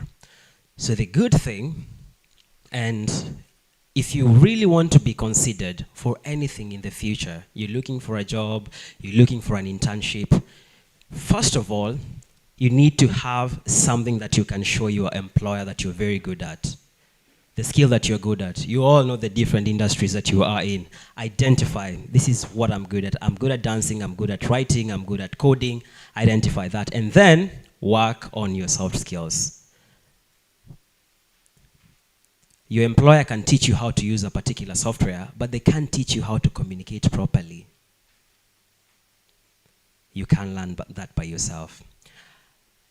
And our next slide explains exactly where this knowledge comes from. YouTube is a university to most people. This is our go-to lecturer. After the lecturer, you didn't get anything in class, we all revert to YouTube for clarification. Look, in this day and age, you do not have to pay for certifications. You do not have to pay for the soft skills certification. You do not have to pay for hard skills certifications. Are we together? You do not have to pay for that. And I'm telling you this because this is where all my learning has come from. The building of software as the coding is exactly where I've learned all of them. But now, you realize after you've maybe picked a particular course on YouTube, and then you sit for 4 or 5 hours listening to the tutorial, and then you have a blank canvas where now you're supposed to implement what you've learned, and then you realize that you can't do anything. That is exactly what a tutorial hell is. And I want you to be very conscious of that. Because you spend time, you spend months working on a course on YouTube and replicating what the YouTuber is doing on your canvas, but not learning anything. And I want you to take this as a challenge. So you've identified a course, and I'll bias towards IT, so I'll use IT as an example. So you've identified a programming course online. So what I do is that I'd go listen for around 20 minutes, the video, listen to it, and then try and implement exactly what I've heard on the video. And that's exactly how you learn. And I would also like to emphasize this. I want you to train yourself to always do hard things. There are times you look at a tutorial and you don't understand nothing. You have no idea what's going on. But that doesn't really mean that you can't really grasp or understand what's going on in there. So I want you to rewire yourself. I don't know how you're going to do that, but build that discipline. That if you start a course, do something about it. It doesn't have to be a lot of time. You can spend 20, 30, 40, 50, 3 hours a day doing that. And that's exactly what I was doing. So my schedule was really packed at work. For example, I'll give you a snippet of what I do. So my day starts at around 4:15 a.m. in the morning. So it starts at 4:15 a.m. in the morning. I'll do my studies in the morning. And so this is not related to the work that I do. So I'll practice hacking in the morning from around 4:15 to around 6, prepare, go to work. And then in the evening, again, I'll be back at it. From around 9 to 10 p.m., still working on what I'm passionate about. So really, if you do want to improve that particular skill set that you have, pick something and then commit to it. Nothing comes easy. That's the sad thing about the soft skills. So I will share these slides with you guys. I have compiled a list of the channels that I think are worth following. So these channels are diverse, or these YouTube channels are diverse. We have channels related to cybersecurity, writing, business and finance, creative in life, and that kind of thing. So I'll share this so you guys can pick what you think is important for you. I also have compiled a list of podcasts that really helped me to be who I am today and to do the things that I'm doing today. So you can pick that also from the slides. And as I said before, you do not have to pay for certifications. The most difficult thing today isn't the money. That's not the challenge. The biggest problem that we have today is picking something and committing to it. That's the greatest challenge. That's the greatest challenge. Picking something and committing to it. So there are very many courses online that you can pick of your interest, commit to that, and finish. That is exactly what employers are looking for. Because now, most of the certifications that are prepared here are hands-on certifications. They are certifications that you do the learning and then practice. The first challenge that I was given when I joined the current company where I'm working at, so they asked me a question. So they asked me, whether I knew anything to do with microcontrollers. I had no idea what those were.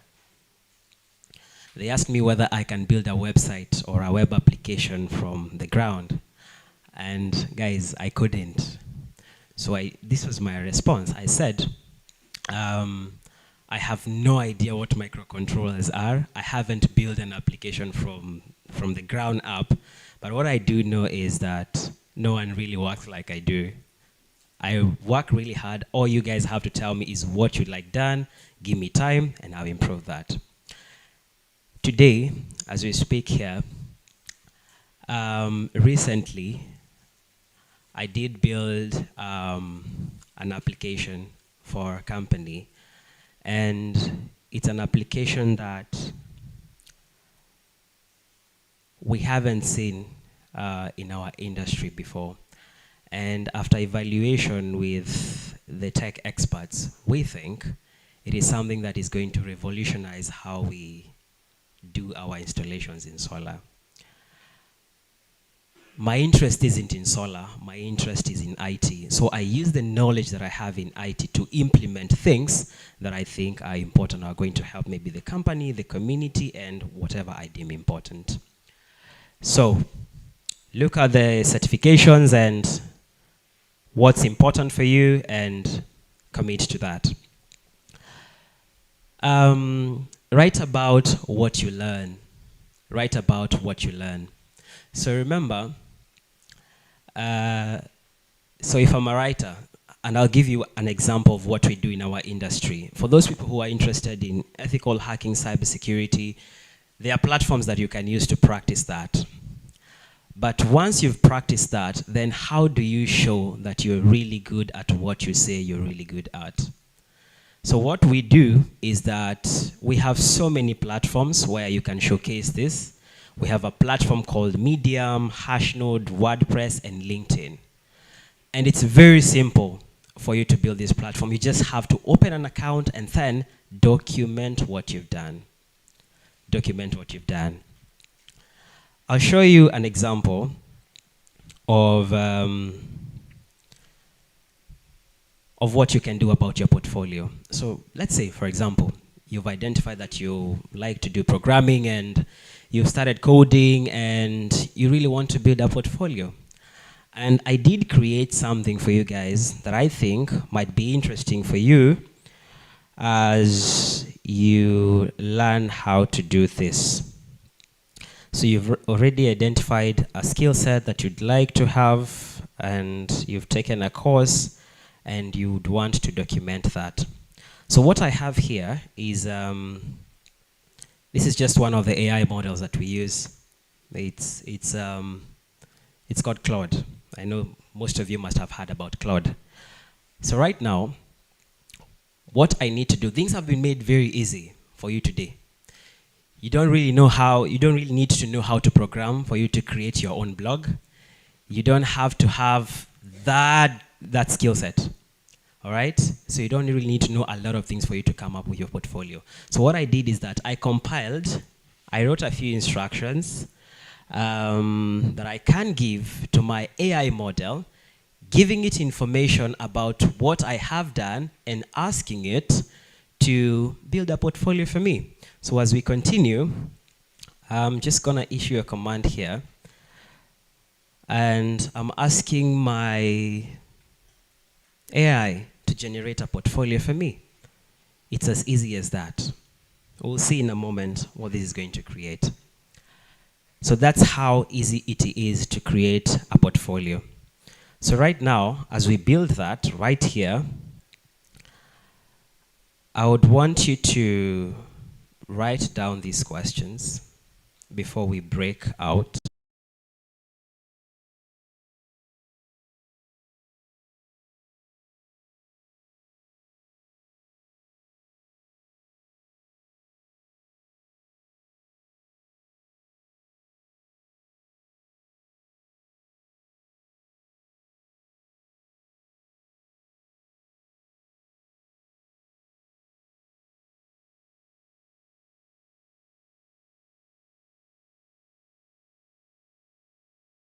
And at least commit to one certification. So you've got to do research on that and what really will work for you.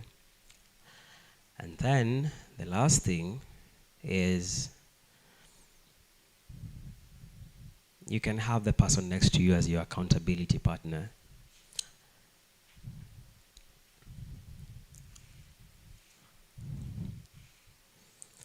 Your career goal, 3 skills. You can list as many as you wish. And a certification that you can commit at least to do this semester.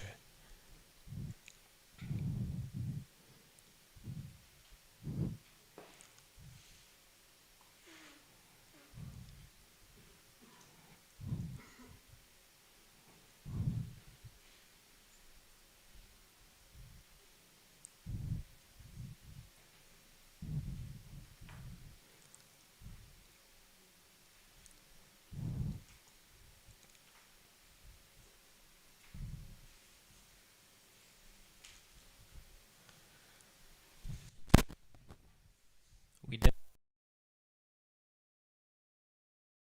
what they put down.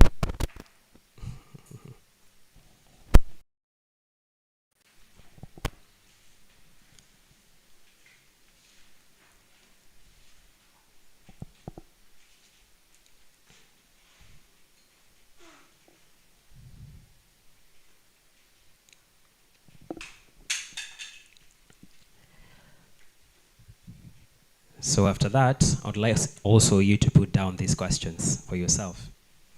It's a self-audit. What have I built or solved in at least the last 12 months? And it's okay if there's nothing to show. Do you also have a role in your clubs? Have you joined any? Do you contribute? Have you started any certifications and finished?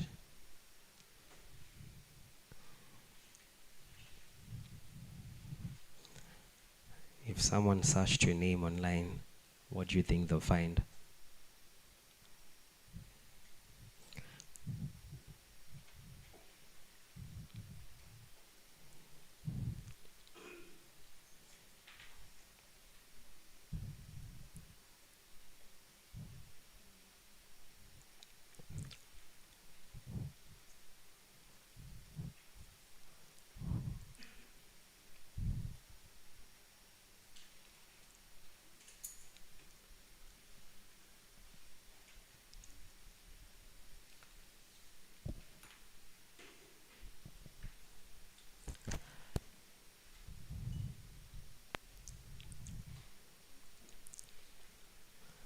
I hope you're all done now.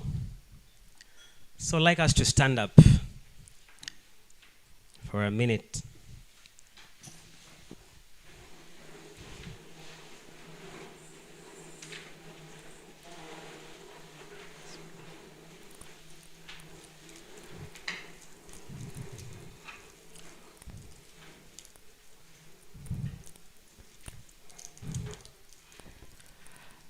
I want you to stand on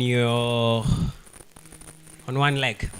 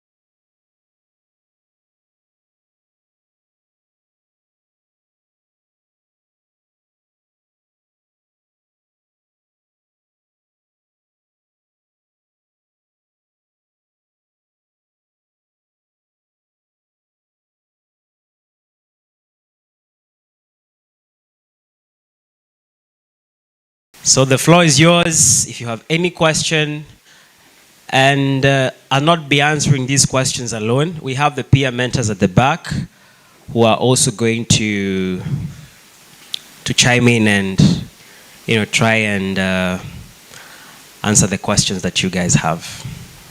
They've been through the same system, so they also understand what's required of you, and they might have a say in maybe what you ask. All right, there's a question here.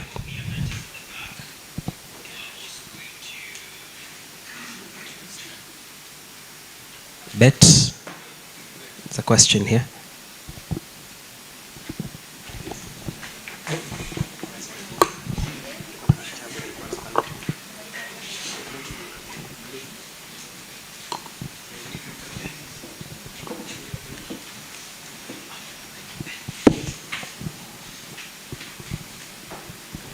Hello.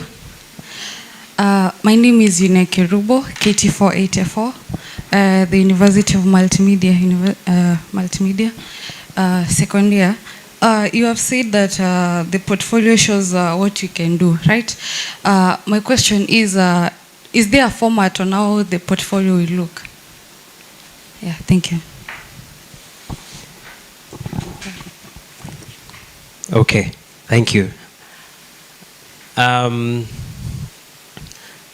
So as we mentioned, a portfolio can be in so many forms, okay? So for instance, if you do writing, let me just show you something that might probably explain that even better.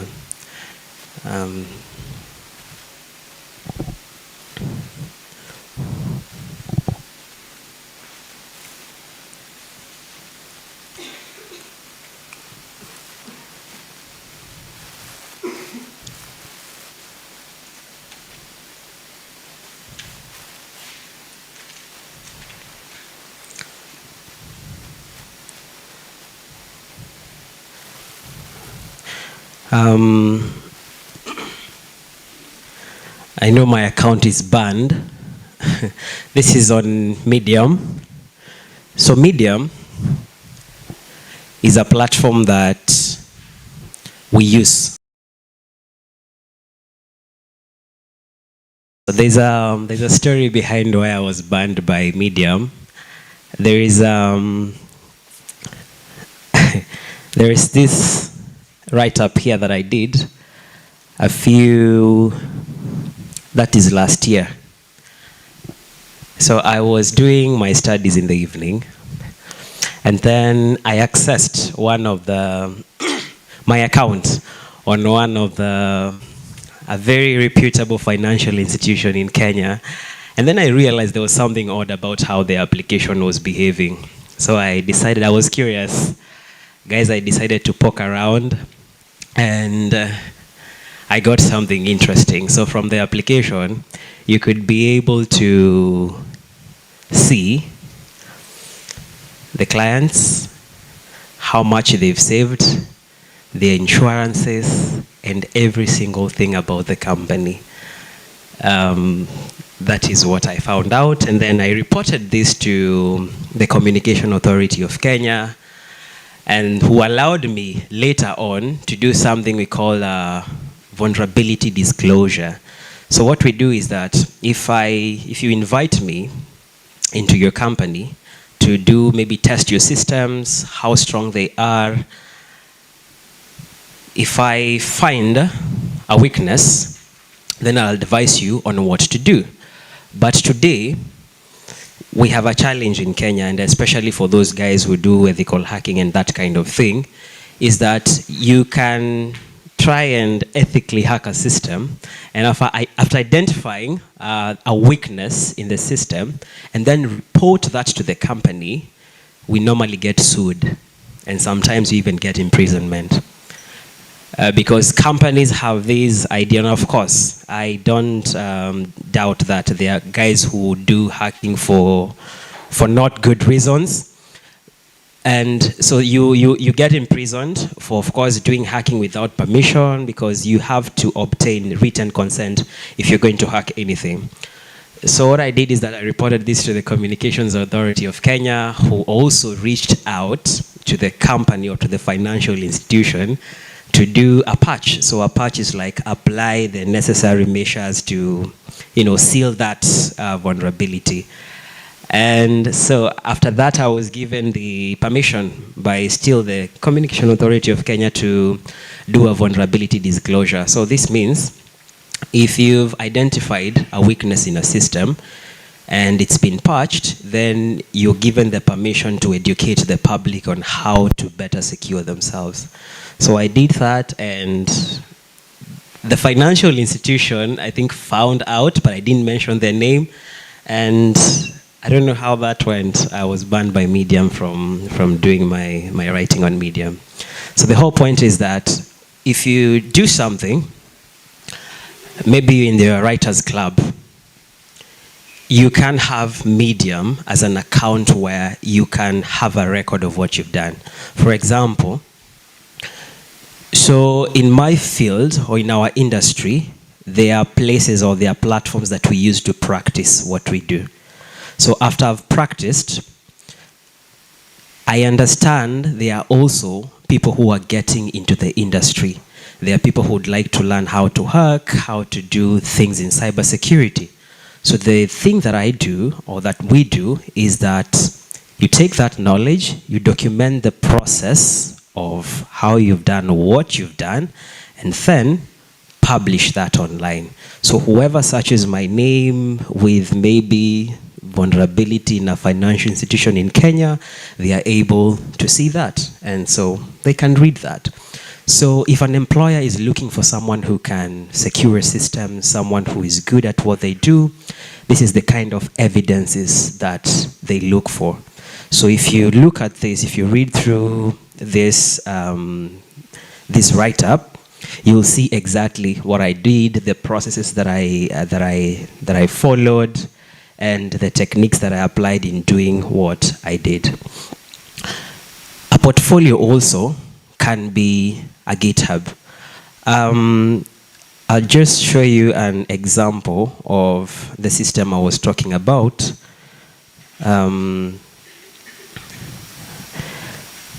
You can develop, maybe, let's say it's a software. You have a software like this. This is a software that I created. So this can be part of my portfolio. So I have a system that I created here. So if anyone needs proof of this, remember in my CV, I list that I've created a software that does this and that. So how do I prove that? I do have the evidence here. So what a portfolio helps you to do is that you're able to consolidate all these projects together. And also, I can use Medium to also tell this story. This is how I started, this is what I did, this is what I did, and this is where I am. So a portfolio doesn't have to be something very specific. It just needs to be proof that this is what I have done. So it can be in many forms. For example, you're a dancer and maybe you're auditioning for something. You can show videos of you singing or dancing. That's still your portfolio. Yeah. Any other question?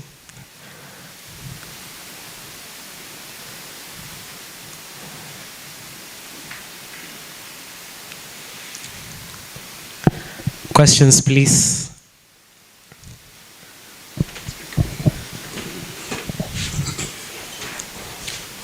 Okay, I'm Joseph, KT528, Maseno University.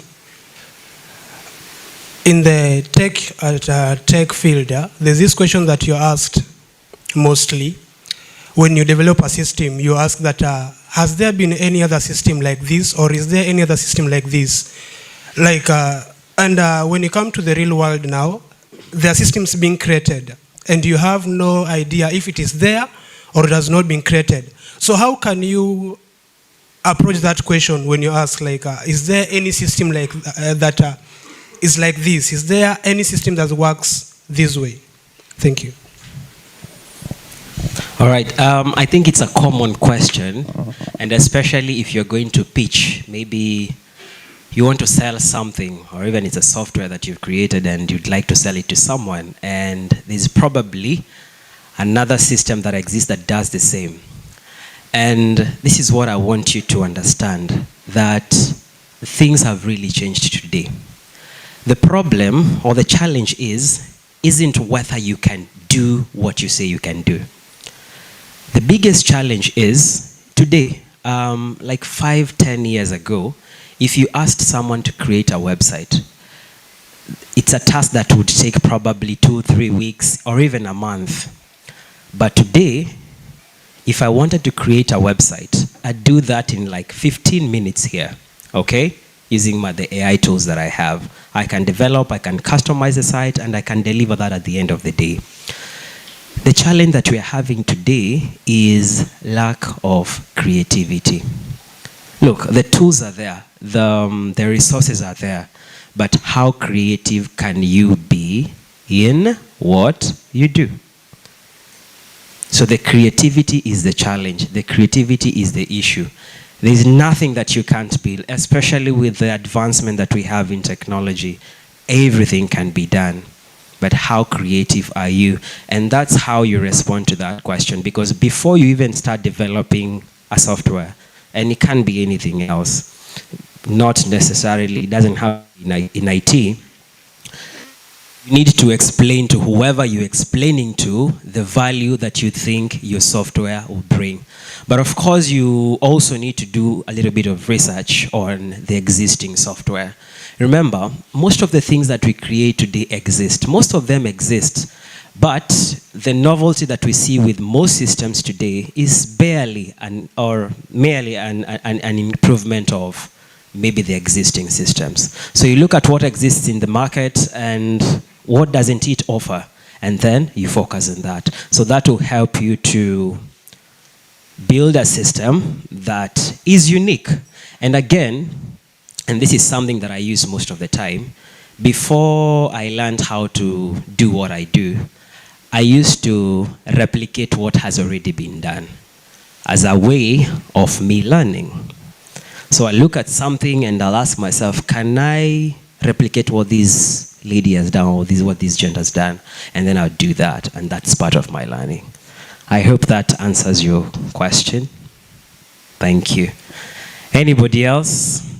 And the peer mentors, if you have anything to add, you can please do that. Questions, please? What course are you taking?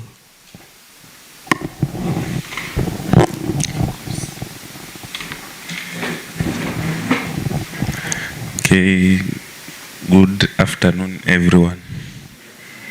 My name is Anthony Odhiambo, KT487, Muranga University. I'm taking a course in BBIT, Business Information Technology. Year 2.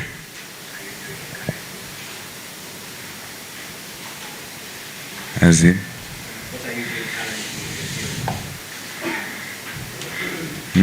I'm trying to learn some programming.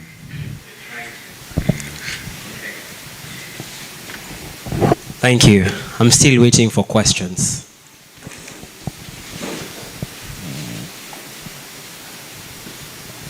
You guys are good.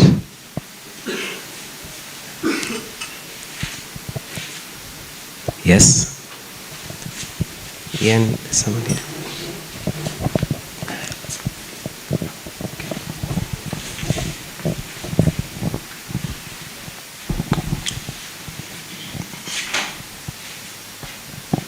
Hello guys, my name is Cy Clinton, KT415, Alupe. I was just asking if you have built something, a product, like you want it to remain under your name. How do you deal, or do you secure it just to remain under your name to avoid issues of copywriting? Yeah.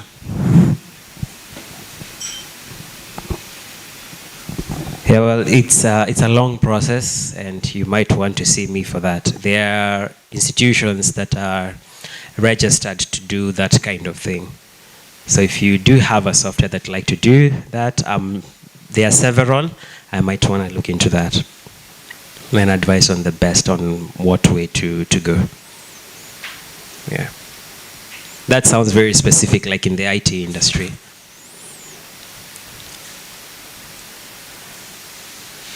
Okay. If there are no other questions, then I want us to divide ourselves into groups.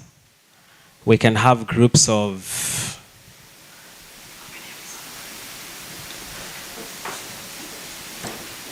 groups of 10 each.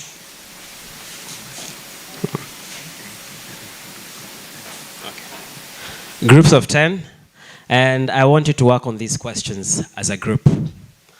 And then we'll talk about them.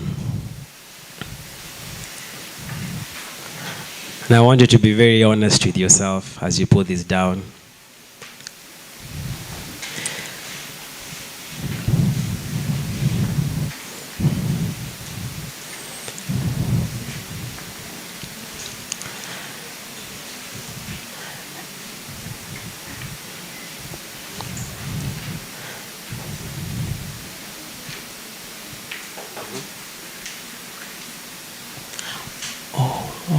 Oh, we can use our existing groups. I'm being reminded. We can use our existing groups. Put down those questions. Get into your groups. I want you to be very attentive in your groups,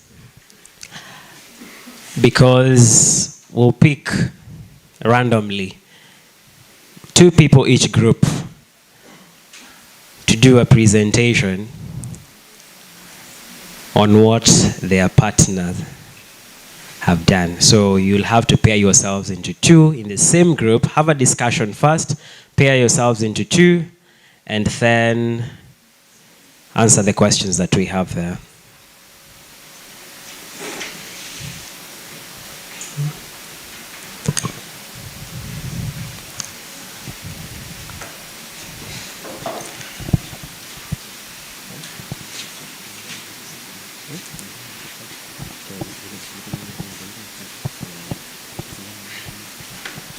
If you finish, we can start moving. Yeah, move to your groups mbio mbio to fanya chap chap. Yeah. Remember, your partner will present on your behalf. If you're done, let's fall out in a minute so that we can be able to come and conclude. Kabla tuende chajio. Chamcha. We only have like 10 minutes to do this. Aje bahali yake, see you're done. Let's join a group. Tuende kwa group yetu mbio mbio. We'll use this room too.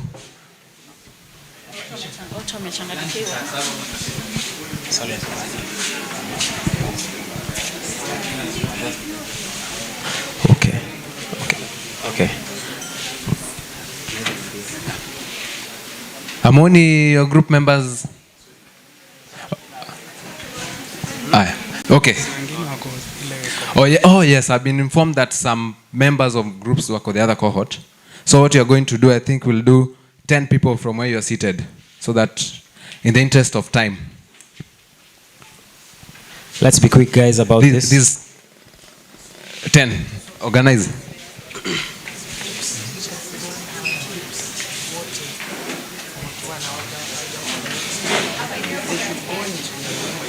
That is the groups that we are using. They are taking a lot of time. Yes.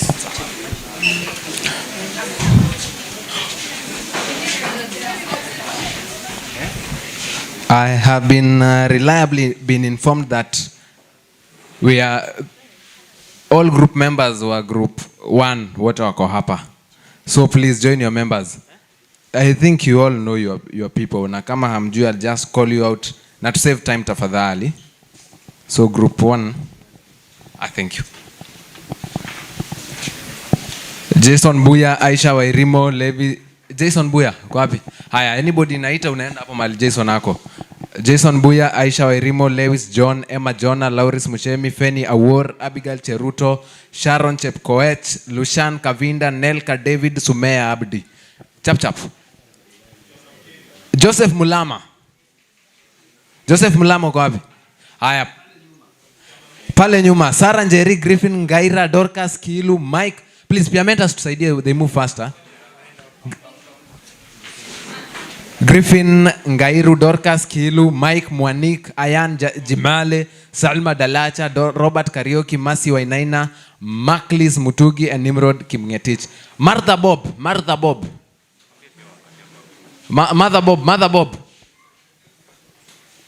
Dennis Munene. Bas. Wenye mnaita mwende hapo. Mother Bob, Dennis Munene, Andrew Wanyonyi, Brenda Jepto, Gishuke Paris, Kenneth Mutuiri, Eunice Saida, Asbel Kimtai, Daniel Mwendwa, Halima Mohamed, and Claire Amondi. Musa Kipchirchir, ako wapi? Kipchirchir. Pale nyuma. Aya, Musa Kipchirchir ako pale nyuma. Tuende pale. Phoebe Nyawera, Albert Onsase, Caleb Kipngetich, Anthony Odhiambo, Eunice Kerubo, Evelyn Mashipei, Dipora Chebet, Robert Ooko, Samuel Lengida, Ezekiel Marangi, and Jacqueline Chepanget. Na please, you master those groups. Hizo ndio mtakuwa mna move nazo. Kevin Kiplimo tuko wapi? Aya, Kevin Kiplimo ndio yule pale kwa kona to the left. Aid Abdullahi, Jen Munyao, Faith Njoki, Samuel Nganga, Muranga Triza, Dennis Odira, Yvette Achieng, Alvian Onyego, Helema Kaiva, Juma Evans Chalo. By the time namaliza kuita list, kila mtu anafaa kuwa amesettle. Abraham Kibet. Aya, hapo. Abraham Kibet, Irene Nashepae, Patrick Moseka, Lukman Abubakar, Hasiba Mohamed, Lucy Wamboi. Move, guys. Khalifa Eid, Ogude Elza, Christine Njoki, Sophia Areng, and Sharon Anindo. Kasimoto Kevin. Kasimoto? Oh, group yako iko wapi? Gentrix Muhavi. Aya, watu wa Kasimoto, this group mkuja hapa. Kasimoto Kevin, Gentrix Muhavi, Purity Kaluki, Angela Tracy, Eunice Chantal, Purity Bahati, Lisa Angel, Godwin Enosh, Michael Kagunda, Jacqueline Wangoi, and Geoffrey Lusire. The last group, Gabriel Timan. Gabriel uko wapi? Aya. Simon Keua. Simon, aya kuja hapa. Simon na hii group yake wakuja hapa. Simon, Gabriel Timan, Samuel Kioko, Brenda Kalaine, Jessica Napoya, Paula Juanita Bainam, Doreen Mutegi, Vincent Kipkoech, Cynthia Karoki, Clinton C. and Alvin Muchai.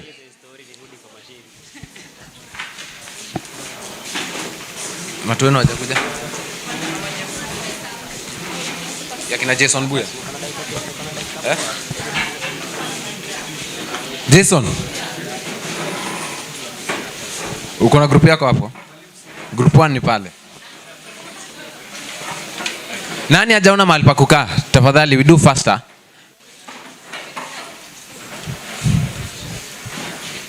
Let's settle in 1 minute. We have 45 seconds.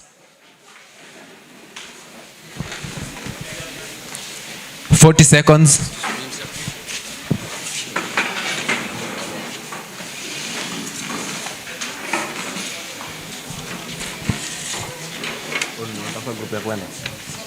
Yes.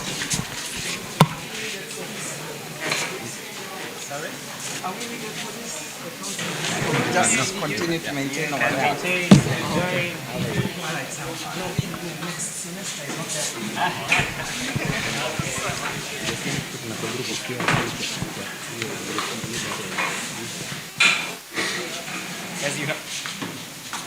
You have 10 minutes to do that.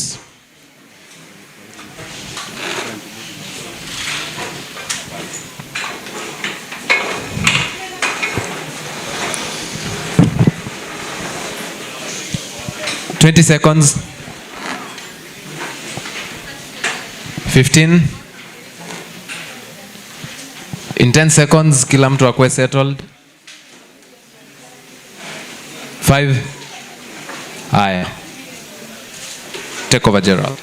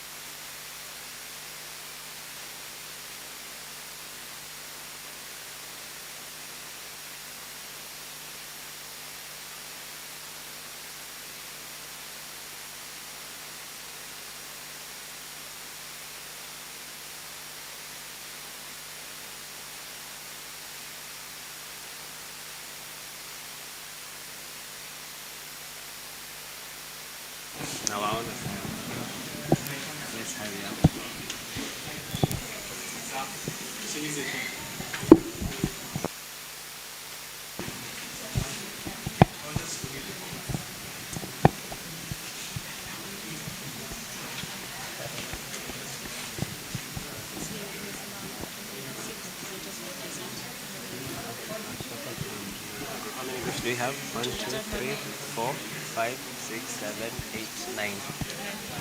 I can manage now because I'm tired. So.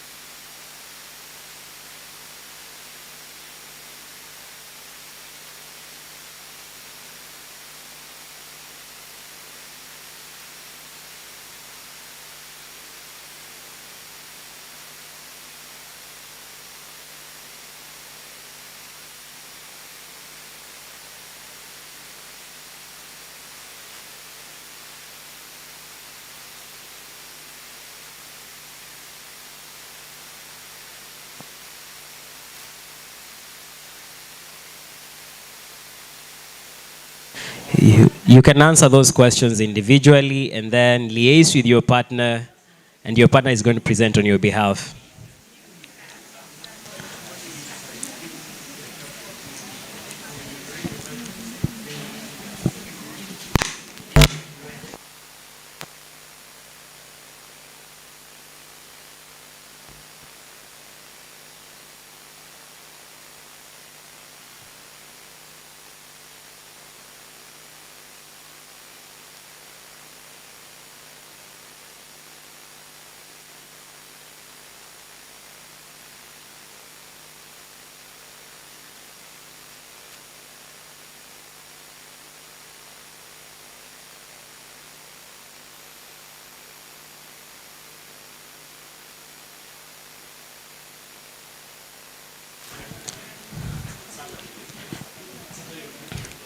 So you answer those questions individually.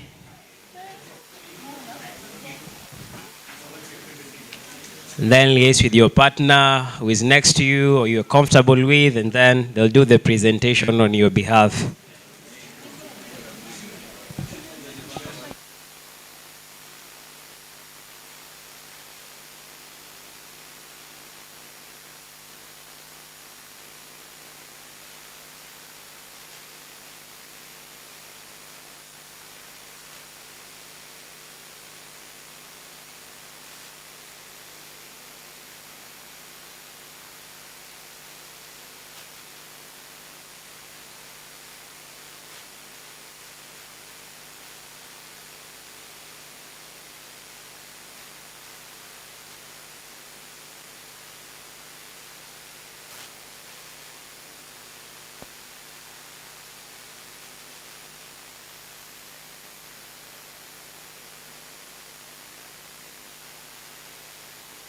If you have any questions, you can raise your hand and then I'll come to where you are.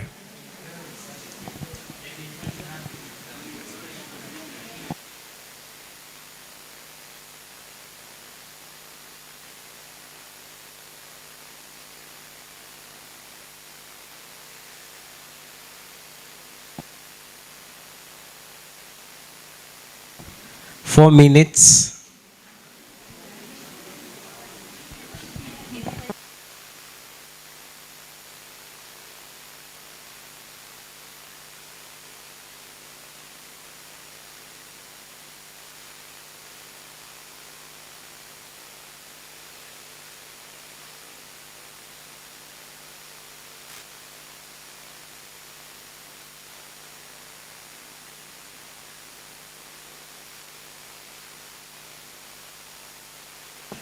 And guys, this doesn't have to be in the future. We understand you in first and second year, but it has to be now.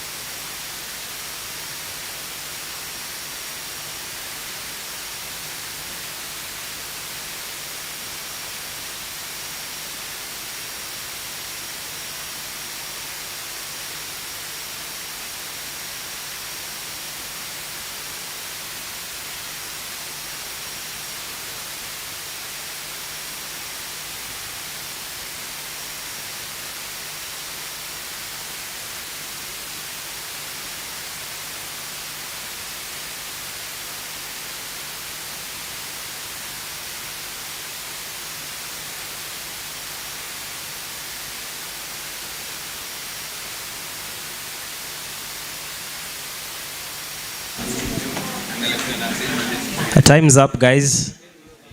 Times is up. Time's up.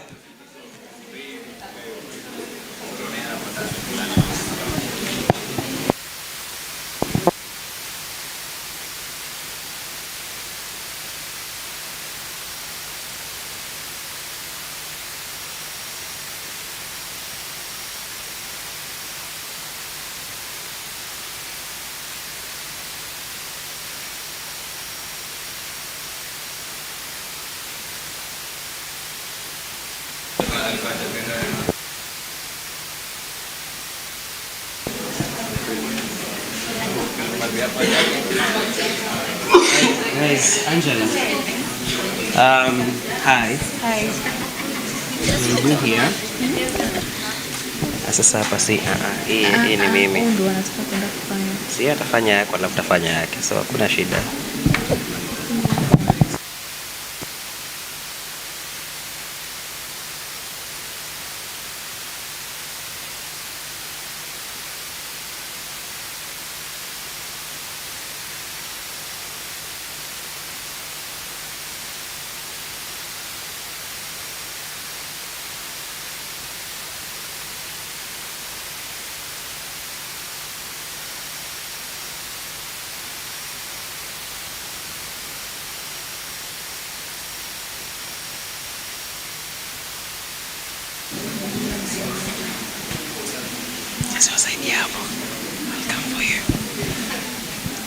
All right, time's up. Time's up. Time's up. So we are going to have 2 people per group. 2 people per group.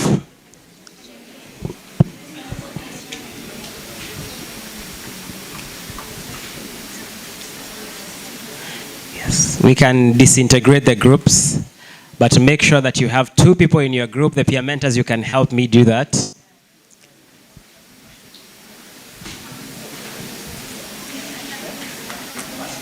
We'll have 2 people per group, so you have to pair up with someone. You have to pair up with someone.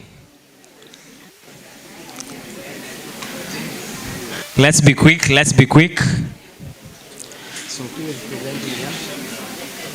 Yeah? Who and who? Paris and... Oh, okay. So... Peer mentors, you can help me with that. And once you've done that, you can disintegrate the groups. You can go back to your seats. And then if you've been selected, you'll come at the front.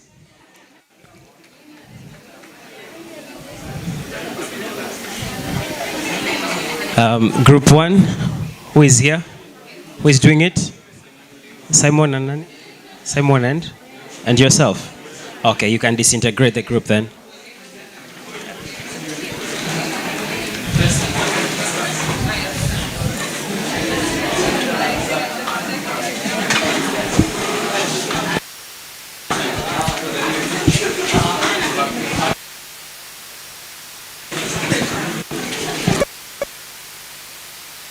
So those who are presenting, you can come at the front.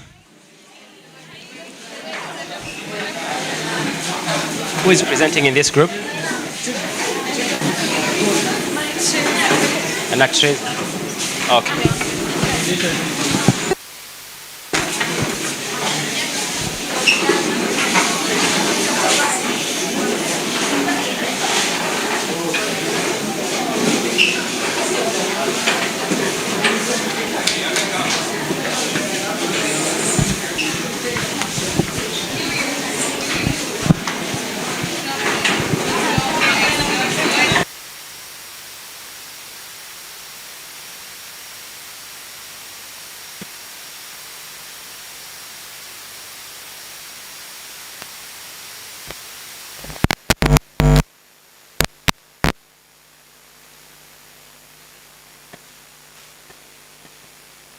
So if you're presenting, please come to the front.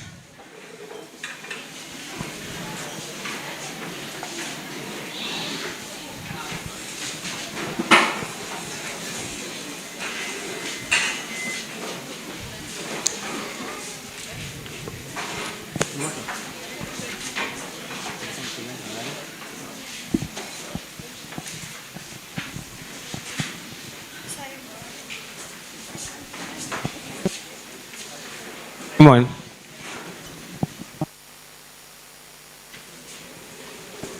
So those that have been selected, please tukuje hapa mbele.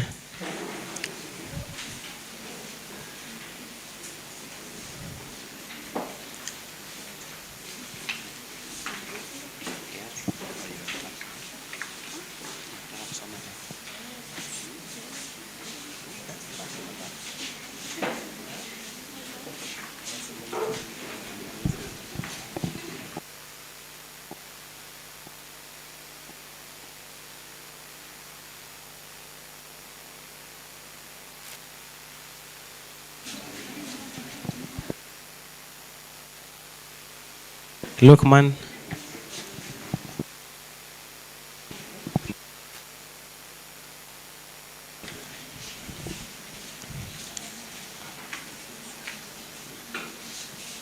Okay, let's hear what we have here. Do you have mic? All right.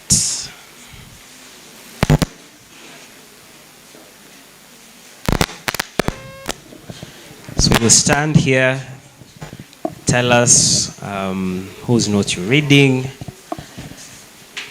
and an answer to all the 4 questions that we have on the screen. My name is John Lewis, KT525. I am doing a course under software engineering. The first question, this is group 1. The first question was, if an employer searched you tomorrow, what will they find? Okay, for me, what I have an account on LinkedIn where I usually post. Do you have a partner? Yeah.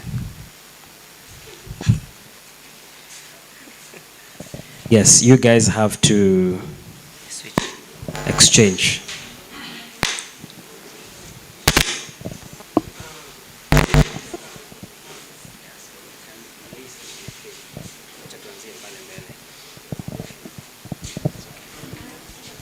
Let's start here.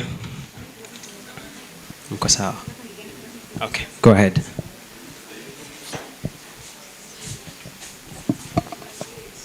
Good afternoon. I'm Doreen Mutegi, KT462. I study at Laikipia University. Question 1. If an employer searched you tomorrow, what would they find? For me, if an employer searched me today or tomorrow, he or she will find a responsible and working and an accountable person. Question 2. What do you do when nobody is grading you? For me, I complete my task, do my personal things, but still maintaining my own character, because I know personal growth is more than observation or supervision. Thank you. My partner is going to answer the rest.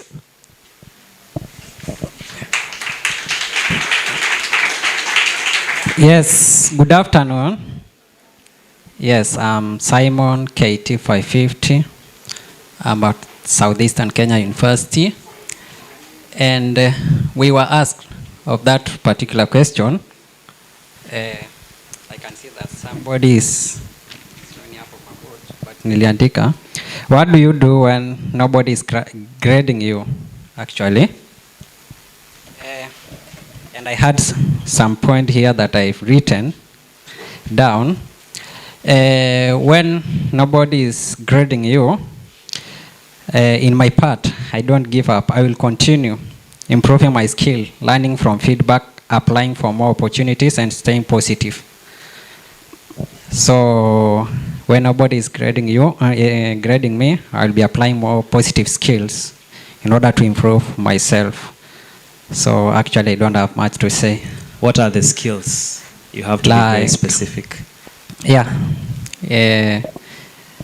You know that in our career, we are trying our best to have our skills. Let's say, if if you are doing in the field of IT, let's say you'll practice more so that you can obtain much knowledge, or you'll be knowledgeable more than the day you started learning. So yeah, I think that is something I have to say. You can sit once you present. Good afternoon. My name is Elza Atieno, KT 498. I'm a law student at Mount Kenya University, Parklands. And the first question is, if an employer searched you tomorrow, what would they find? My answer was a LinkedIn profile, and the major things they will find there as the headings will be a law student, a peer mentor, a legal intern, and the last one will be an aspiring diplomat. What do I do when nobody is grading me? This is about the self-drive, the things that I do out of my own self-drive. So I started doing, learning about coding using free code camp, so that's what I do mostly nowadays when no one is grading me. The third question, what would I do differently next semester? I would be more intentional with my studies and look at more case laws, yeah. And what is my specific next action and when? I'm going to search about certifications that I can combine with law and most especially IT. I want to combine IT with law and yeah, basically. Thank you. Thank you. Good afternoon. I'm Sharon Chepkoech. My KT number is 464 from Machakos University. I'm taking bachelor's in special needs education, science. Okay, I took this more personally, whereby the first question was when the employer, if the employer searched you tomorrow, what would they find? And for me, I can say that the first thing in the education field, I can say that can you teach, like can I teach in any field of education? Whereby in special needs education, you take both the normal curriculum and the SNE sector. So if I can teach in any field, I'm flexible to teach in any field. The other one was science. If I can teach science practically using the tactiles and using the science and autistic learners. The other thing was the character check. How clean you are, the decency, and also the behavior you are portraying as a teacher. The other question was, what do you do when nobody is grading you? This is where I basically do is to learn for the kids, not to learn for the marks. You learn to teach, to deliver the knowledge, not for you to earn the marks to be applauded. The other thing was to build the habits over the motivation. You build your own habits over the motivation. The other question was, what will you do differently next semester? For the next semester, I would like to take the sign language part more seriously, and like the normal semesters whereby I've been dealing with all the other special needs education parts. Thank you. That was. My name is John Lewis, KT 525. Question 1. If an employer searched for you tomorrow, what will they find? On my LinkedIn account, I've posted that I am a certified virtual assistant and also a student doing software engineering. Question 2. What do you do when nobody is grading you? Personally, for me, I am working on an application, a game, and also another thing that I usually do, I'm working on video editing skills on a personal level. Number 3, what will you do differently next semester? For me, I will be more intentional with my work, the skills, whatever we learned today, hard skills and soft skills. I'll work more on that and be more practical to gain more experience. Finally, what is your specific first action and when do you plan to start? For me, my specific first action is to do more short courses that are linked to my career so that I can gain more knowledge and more skills. And I'm going to start immediately after the camp. Thank you.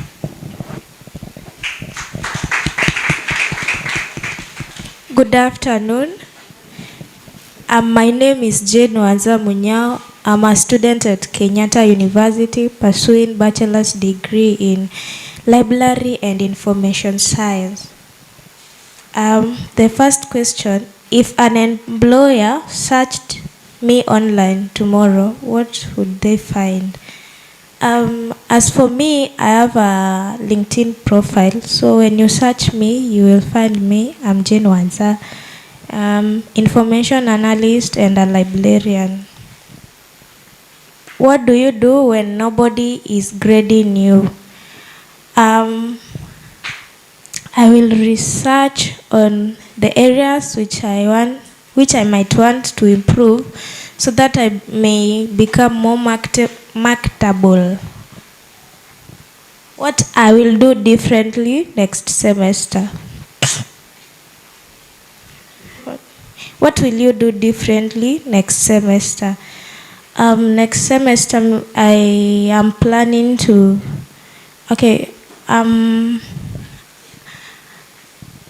I'm so much interested in, I do some courses online. I have a certificate in cybersecurity. I did it on Coursera. And what I might do different next semester, what I wanted to pursue, I wanted to do something related to programming and coding. What is your specific first action when to improve on? First, I'll identify the field on which I want to improve on, and then have a plan and work it on the first week of the semester.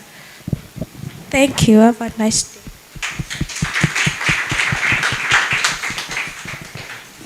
Good afternoon. My name is Samuel Nganga, KT 568, studying civil engineering at University of Eldoret. First question, if an employer searched you tomorrow, what will they find? Personally, right now, I don't have a LinkedIn account, so if an employer decided to search for me, they wouldn't find me, and I've realized that is an area of improvement I need to work on. Second question, what do you do when nobody is grading you? Currently, I'm trying to work on productivity, I'm reading a book called Atomic Habits, how it details about you start by identifying yourself, then you choose a system, and then you become the person you want to be.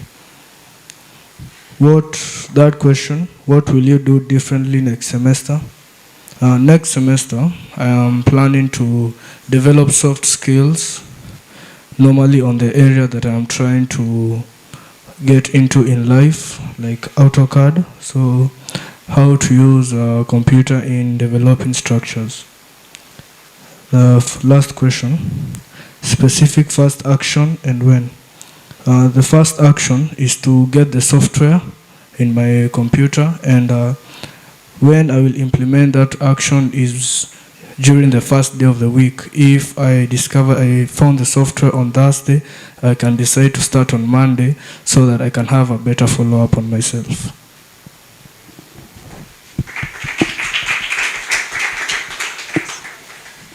Good afternoon, everyone. I'm Abubakar Lukman, KT 463, studying mechanical engineering, specializing in automotive technology.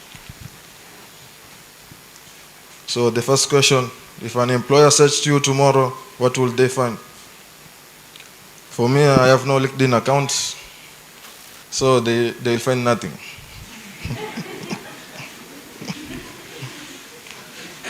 What do you do when nobody's grading you? So now, I'm working at developing an AI. I'm teaching myself how to code. So that is what I do. What will you do differently next semester? Probably attending all the classes. What is your specific first action and when? Looking for more tools to develop the skills which I'm currently doing now to develop the AI tool. Thank you.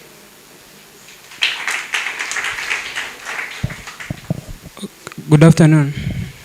My name is Dennis Monene, KT 534, pursuing community health in Nairobi Technical.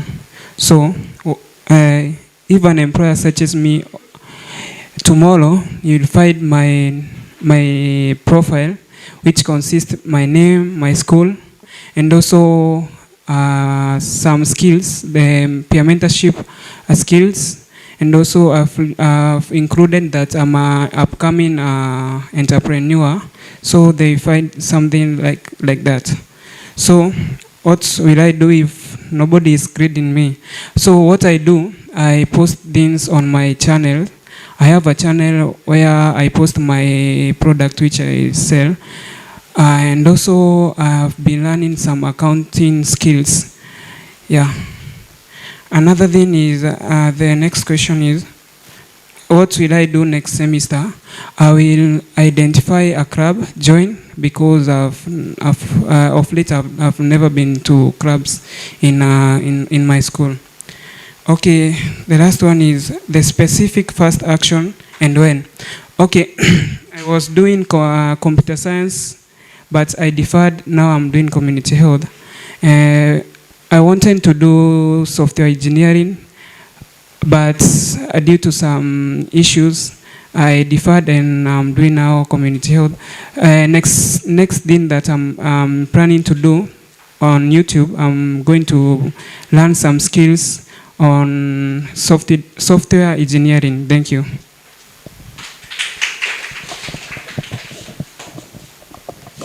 Hi everyone. So the first question, if an employer searched you, what will they find? Honestly, nothing for real.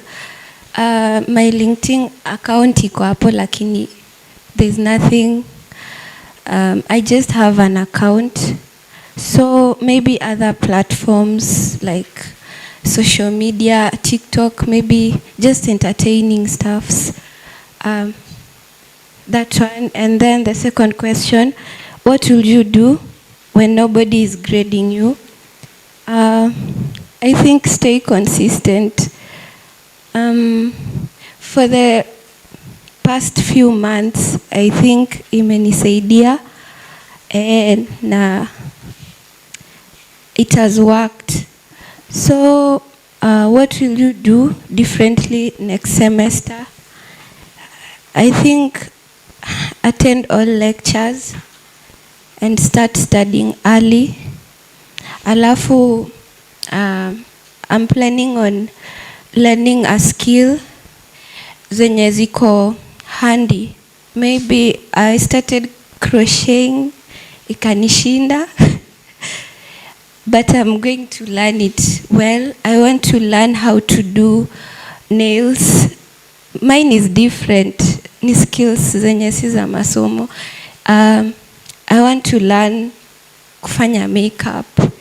Yeah, I want to learn kuweka lashes because there are skills zenye you don't have to go kutengenezewa. When you learn them, ni wewe, like it's profitable to you first.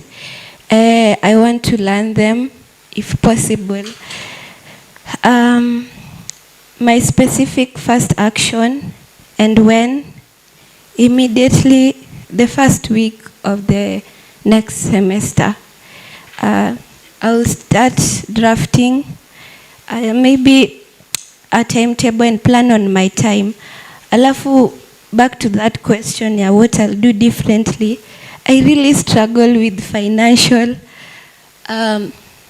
literacy. Like, mimi pesa sijui nenda wapi, but after all I've learned, hadi nimeenda online, but pesa tu inaisha. Like, I really want to know how to manage my money, and hata nikibudget bado I still find pesa sijui nenda wapi, and then at the end of the time I'm getting broke, and then I feel niko mgonjwa, all that. Mna relate, sindio? So I really want to learn.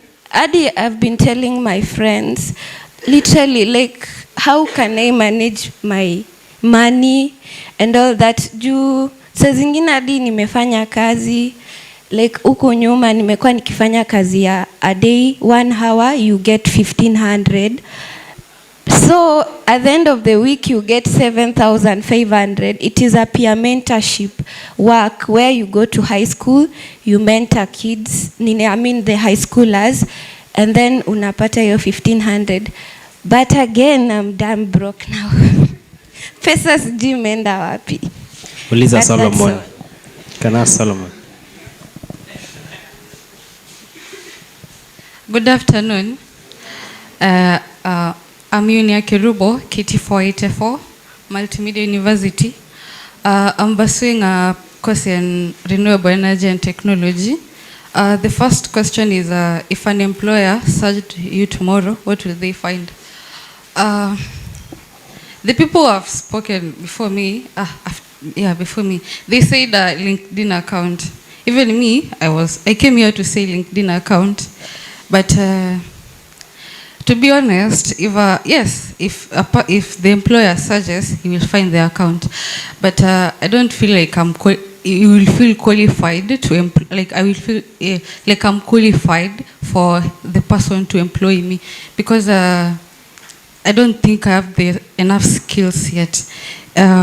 What do you do when nobody's grading you?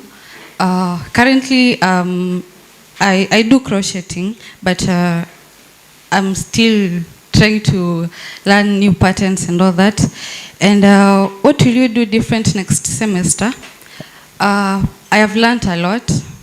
Personally, I don't have a portfolio, so I'm going to start on that. And also, there's a club in our school called RESA for renewable energy students. I'm in that club, but I'm not really that active. So next semester, I will really work on that so that I don't miss out on what is going on there. And also, I will look on other skills to learn, because having more skills gives you a wider range in a way that if you can't find work in one area, another area you can find it. And also, what is your specific first action and when?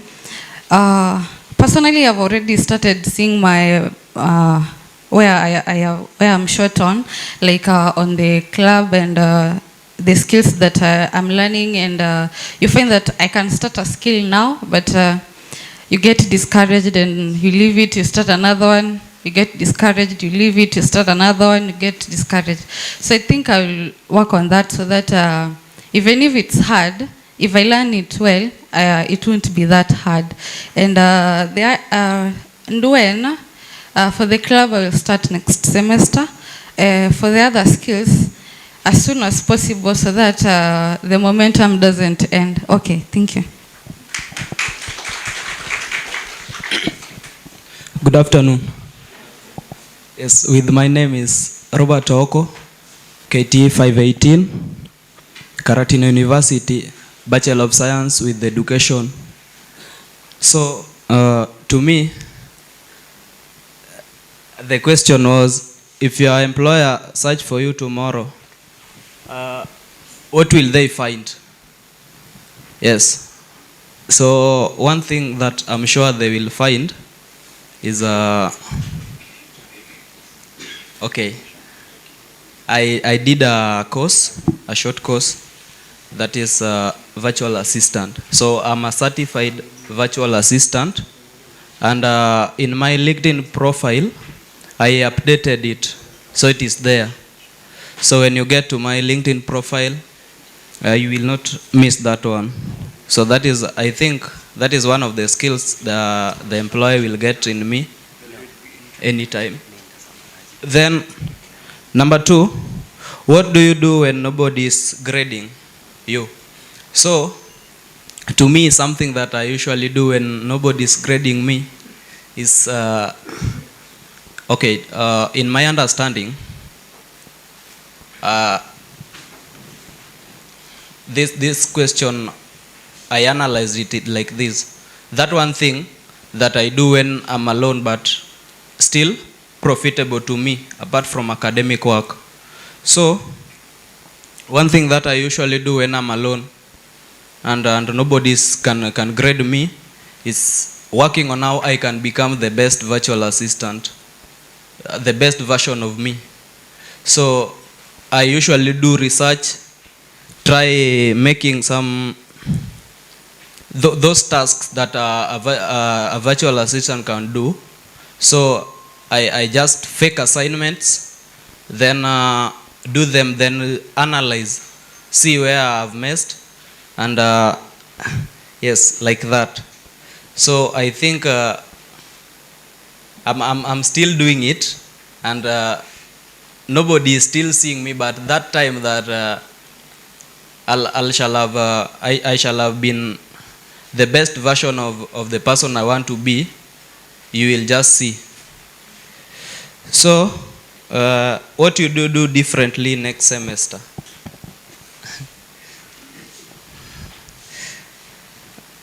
So, this one, okay, next semester, that is from September. Ama ni aje? Yes. I'm still interested in doing short courses. There is a time I tried coding and I ran away. So, imagine someone telling you that the easiest coding ni, your easiest language kwa program ni your Python. But now you get to that Python, you try read, you try understanding. Then now when it comes to putting down what you've learned, it became really harder for me. So I just lied to them, I'm doing well in that. So probably, before they realize that I was lying, I shall go back to that, put more effort on it, and ensure that at the end of the day, I finish it with certificate. So, what is your specific action and when? Okay, a specific action is just getting back to that course. I know it has been a while. for those of us who did computer partially in high school, like for me, nilifanya Form 1, 2, then I continued with the business. You really find it hard to understand those programming. So that was where the problem is. So from after this camp, because whatever we have started with is aligned with the areas I'm really interested in. So after the camp, I'll get back to my books and start working on the same. Thank you. Yes, hi guys. Yes, my name is Patrick Museka, KT 551. I studied at Masai Training Institute. I'm pursuing tourism, travel management. So the first question is, if an employer search you tomorrow, what will you find? So first of all, I don't have the LinkedIn account, but I will ensure that I'm skillful to the work needed. I will ensure that I will use I will communicate. I will communicate my work. I will be ensure that I have a lot of skills needed in the work. Yes. So the next question is, what do you do when nobody grading you? So when nobody is grading you, don't lose hope. Just keep on doing good. Just ensure you do your work. You don't mind your business, right? Yeah. So the next question, what will you do differently next semester? I think next semester I will do different things. Maybe I will apply good communication skills, and I will work honestly and complete my work on time. Things like that. Right? Okay, next. What's your specific actions and what is your specific first actions and when? I think my first specific action is just apply my skills on my studies. I will work hard and all that. Thank you.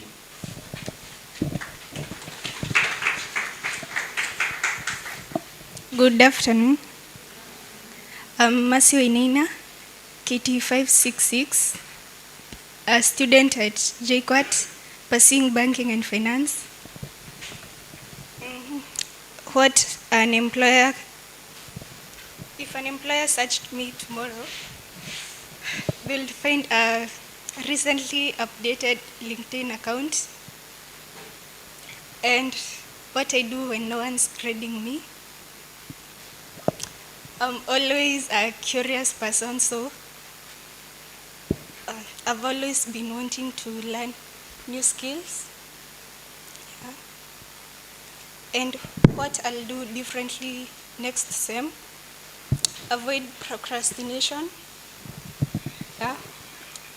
And the specific first action and when, like Gerald, I'd distinguish the skills that I know and can actually do from the skills that I think I know. Yeah, thank you. Hi, I'm Angela Tracy, KT536. I'm a student of law at the University of Nairobi. So the first question, what an employer would find about me. I have a 3-year-old LinkedIn account, which is active and updated. They'll find that I'm a law student. I have basic and intermediate skills, not like the expert skills in cybersecurity, Python, and coding. And I have some certifications from Cisco Networking Academy and Google certificates. And I'm an active member of the Moot Court Society.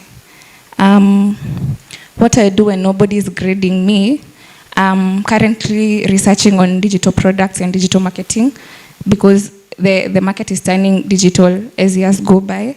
Also learning more coding and web development on Visual Code Champ. And I use the GitHub extension, but I'm not so sure about how it's used yet. What I'll do differently next semester, I'll try to be more active in the Moot Court Society because I'm an active member, but I want to like go higher in the club because it's like teaching me the essential skills in the litigation world. And then I'll put in more hours of practice in my skills. And then I'll try to earn more certifications. And what is my first specific action and when?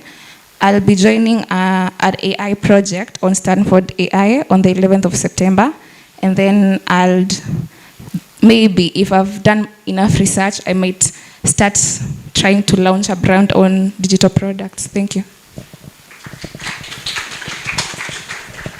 Good afternoon. My name is Kasimoto Kevin, KT 237, Technical University of Kenya, pursuing Bachelor of Science in Urban Design and Development. So, first question was, if an employer search you tomorrow, what will they find? Probably nothing much.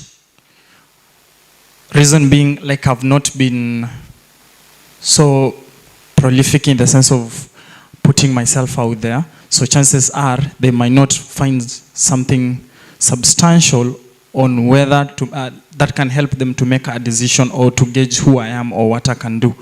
But I'll say there are only two areas that I've tried to sort of brand myself, and that is LinkedIn and TikTok. But I will say I haven't done much in the sense of I'm even proud of it. So I think for question 4 or question 3, that are some of the things that I'm going to work on. And then 2 things. Question 2 was, what do you do when nobody is grading you? So I'll say for me, I've been volunteering. Yeah. So personally, like currently, I'm running a channel called 1513 Network. So, and I'm under the graphic and design team.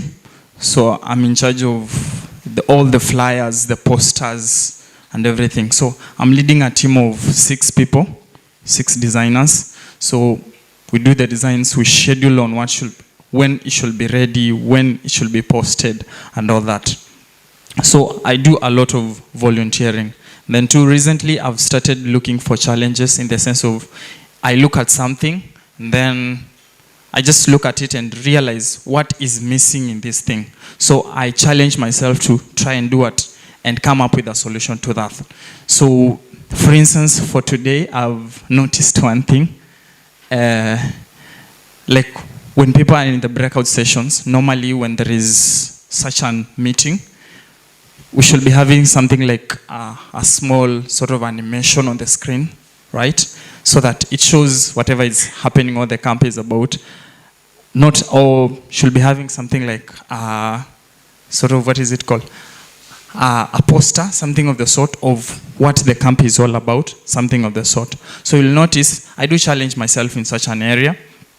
And then question 3 was, what will you do differently next semester?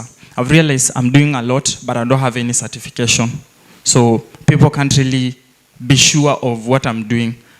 And then 2, I've noticed that I don't have a portfolio to show that whatever, like to showcase whatever I've been doing or what I'm capable to do. So those are the things I'm going to work on. Then 3, I'm going to join groups. A while back, I noticed in our school there is a group related to whatever I'm doing, but I didn't join. So that is what I'm going to work on. And then, what is the specific first action and when?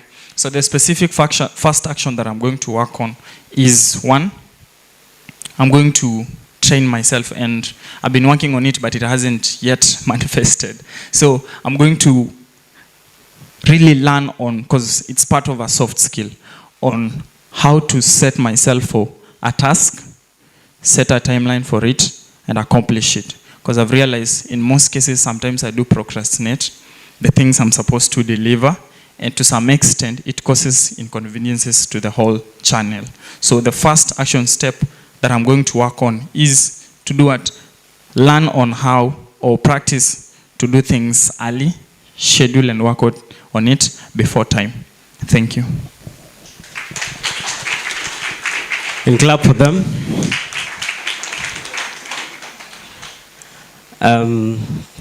Thank you guys for your presentations. So I'll just summarize what we have on the board or on the screen. If an employer searched you tomorrow, what would they find? This is a question on what you've been doing in the past few months. And this was testing on the soft skills that you possess today. And if you do not have them, then I think this is the best time to do that. And I don't also want you to think around employment alone. Think of how you can develop something that can change how people live. Don't also, or don't really focus on employment. Are we together? There are people who are doing amazing things here and they're not employed by anyone. So look around that, how you can develop your skills.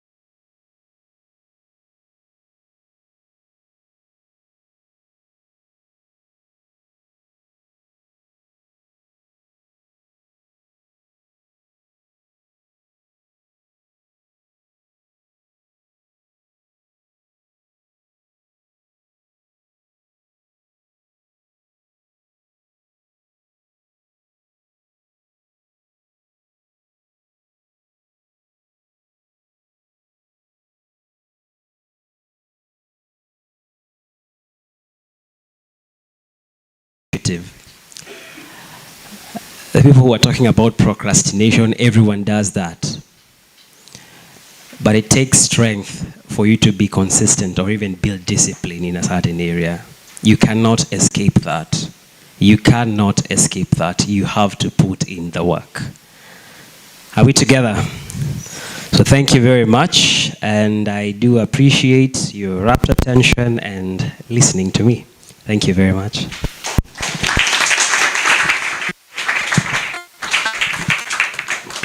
Thank you very much, Gerald. Let's give him another round of applause, tafadhali. And as you have all heard, we have all peer mentors in here, have very amazing stories. Please meet them.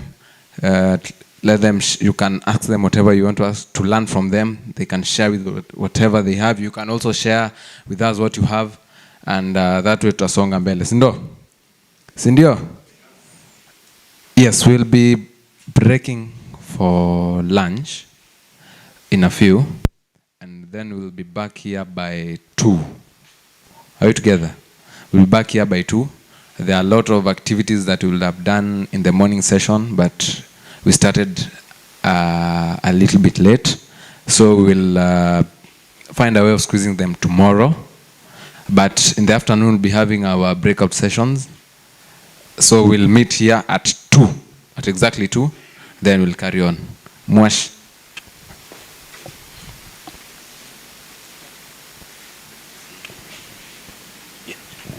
Hi guys. Hi. Hi. Hello. Hello.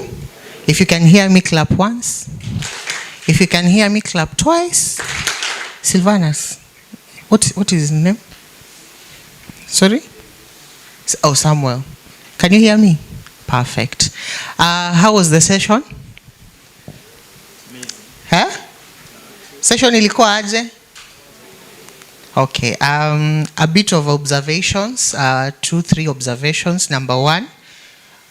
Through the sessions, we've noted that a number of you are using their phones while the session is going on. Some are even on TikTok. You pass by, you see somebody scrolling a TikTok reel, surely. So moving forward from tomorrow, let's avoid that. Sawa sawa? Are we together? We are here to redefine ready. You can't redefine ready while you're having your phone on. Sawa sawa? Sawa sawa? We can't wisen up, skill up, and stand out if you're using our phones. Sawa sawa? So let us stop that. Then number 2, the groups. Benson had shared a sheet, an Excel sheet with you in the WhatsApp group. Please go and have a look at that Excel sheet. The first sheet contains the name of each one of you, and each one of you has a group. So from now till the end of this camp, we are maintaining those groups. The first group has the first name, Joyson Buya. You know, so you can see I have the memory of the first group, the first person in that group. So, moving forward, as we're going for our breakout sessions during afternoon, if the speaker is done with the presentation and wants you to do anything in your groups, those are the groups that you're maintaining. Sawa sawa? Sawa sawa? So familiarize yourself with the group members that are in your group. So you go back to that cash sheet, check the names of those people are in that group, so that you familiarize yourself with them. Sawa sawa. Something else, I know we are in coast, and the coastal vibe is you're having a kisan shed. Sindio? A shed somewhere. Sindio? Sindio? Madigaga. So you guys know Madigaga? Yes. If you are in this room, please don't put on those Madigagas. We want to see your eyes as well. How can I identify Daniel? How can I identify Mwendwa there, behind there? So let's not also put our shades on. Sawa sawa. Are we together? If you have the glasses that is a macho, okay, but if it's for shades, no. Sawa sawa. So let's go for lunch. After lunch, whatever Solo has said. Sawa sawa. Haya. Yes, let us break for lunch. After lunch, whatever I've said, let us proceed. In the interest of time, tutarudi hapa, and then hizo madigaga tumesema tuvae kwa jua pekee. DJ.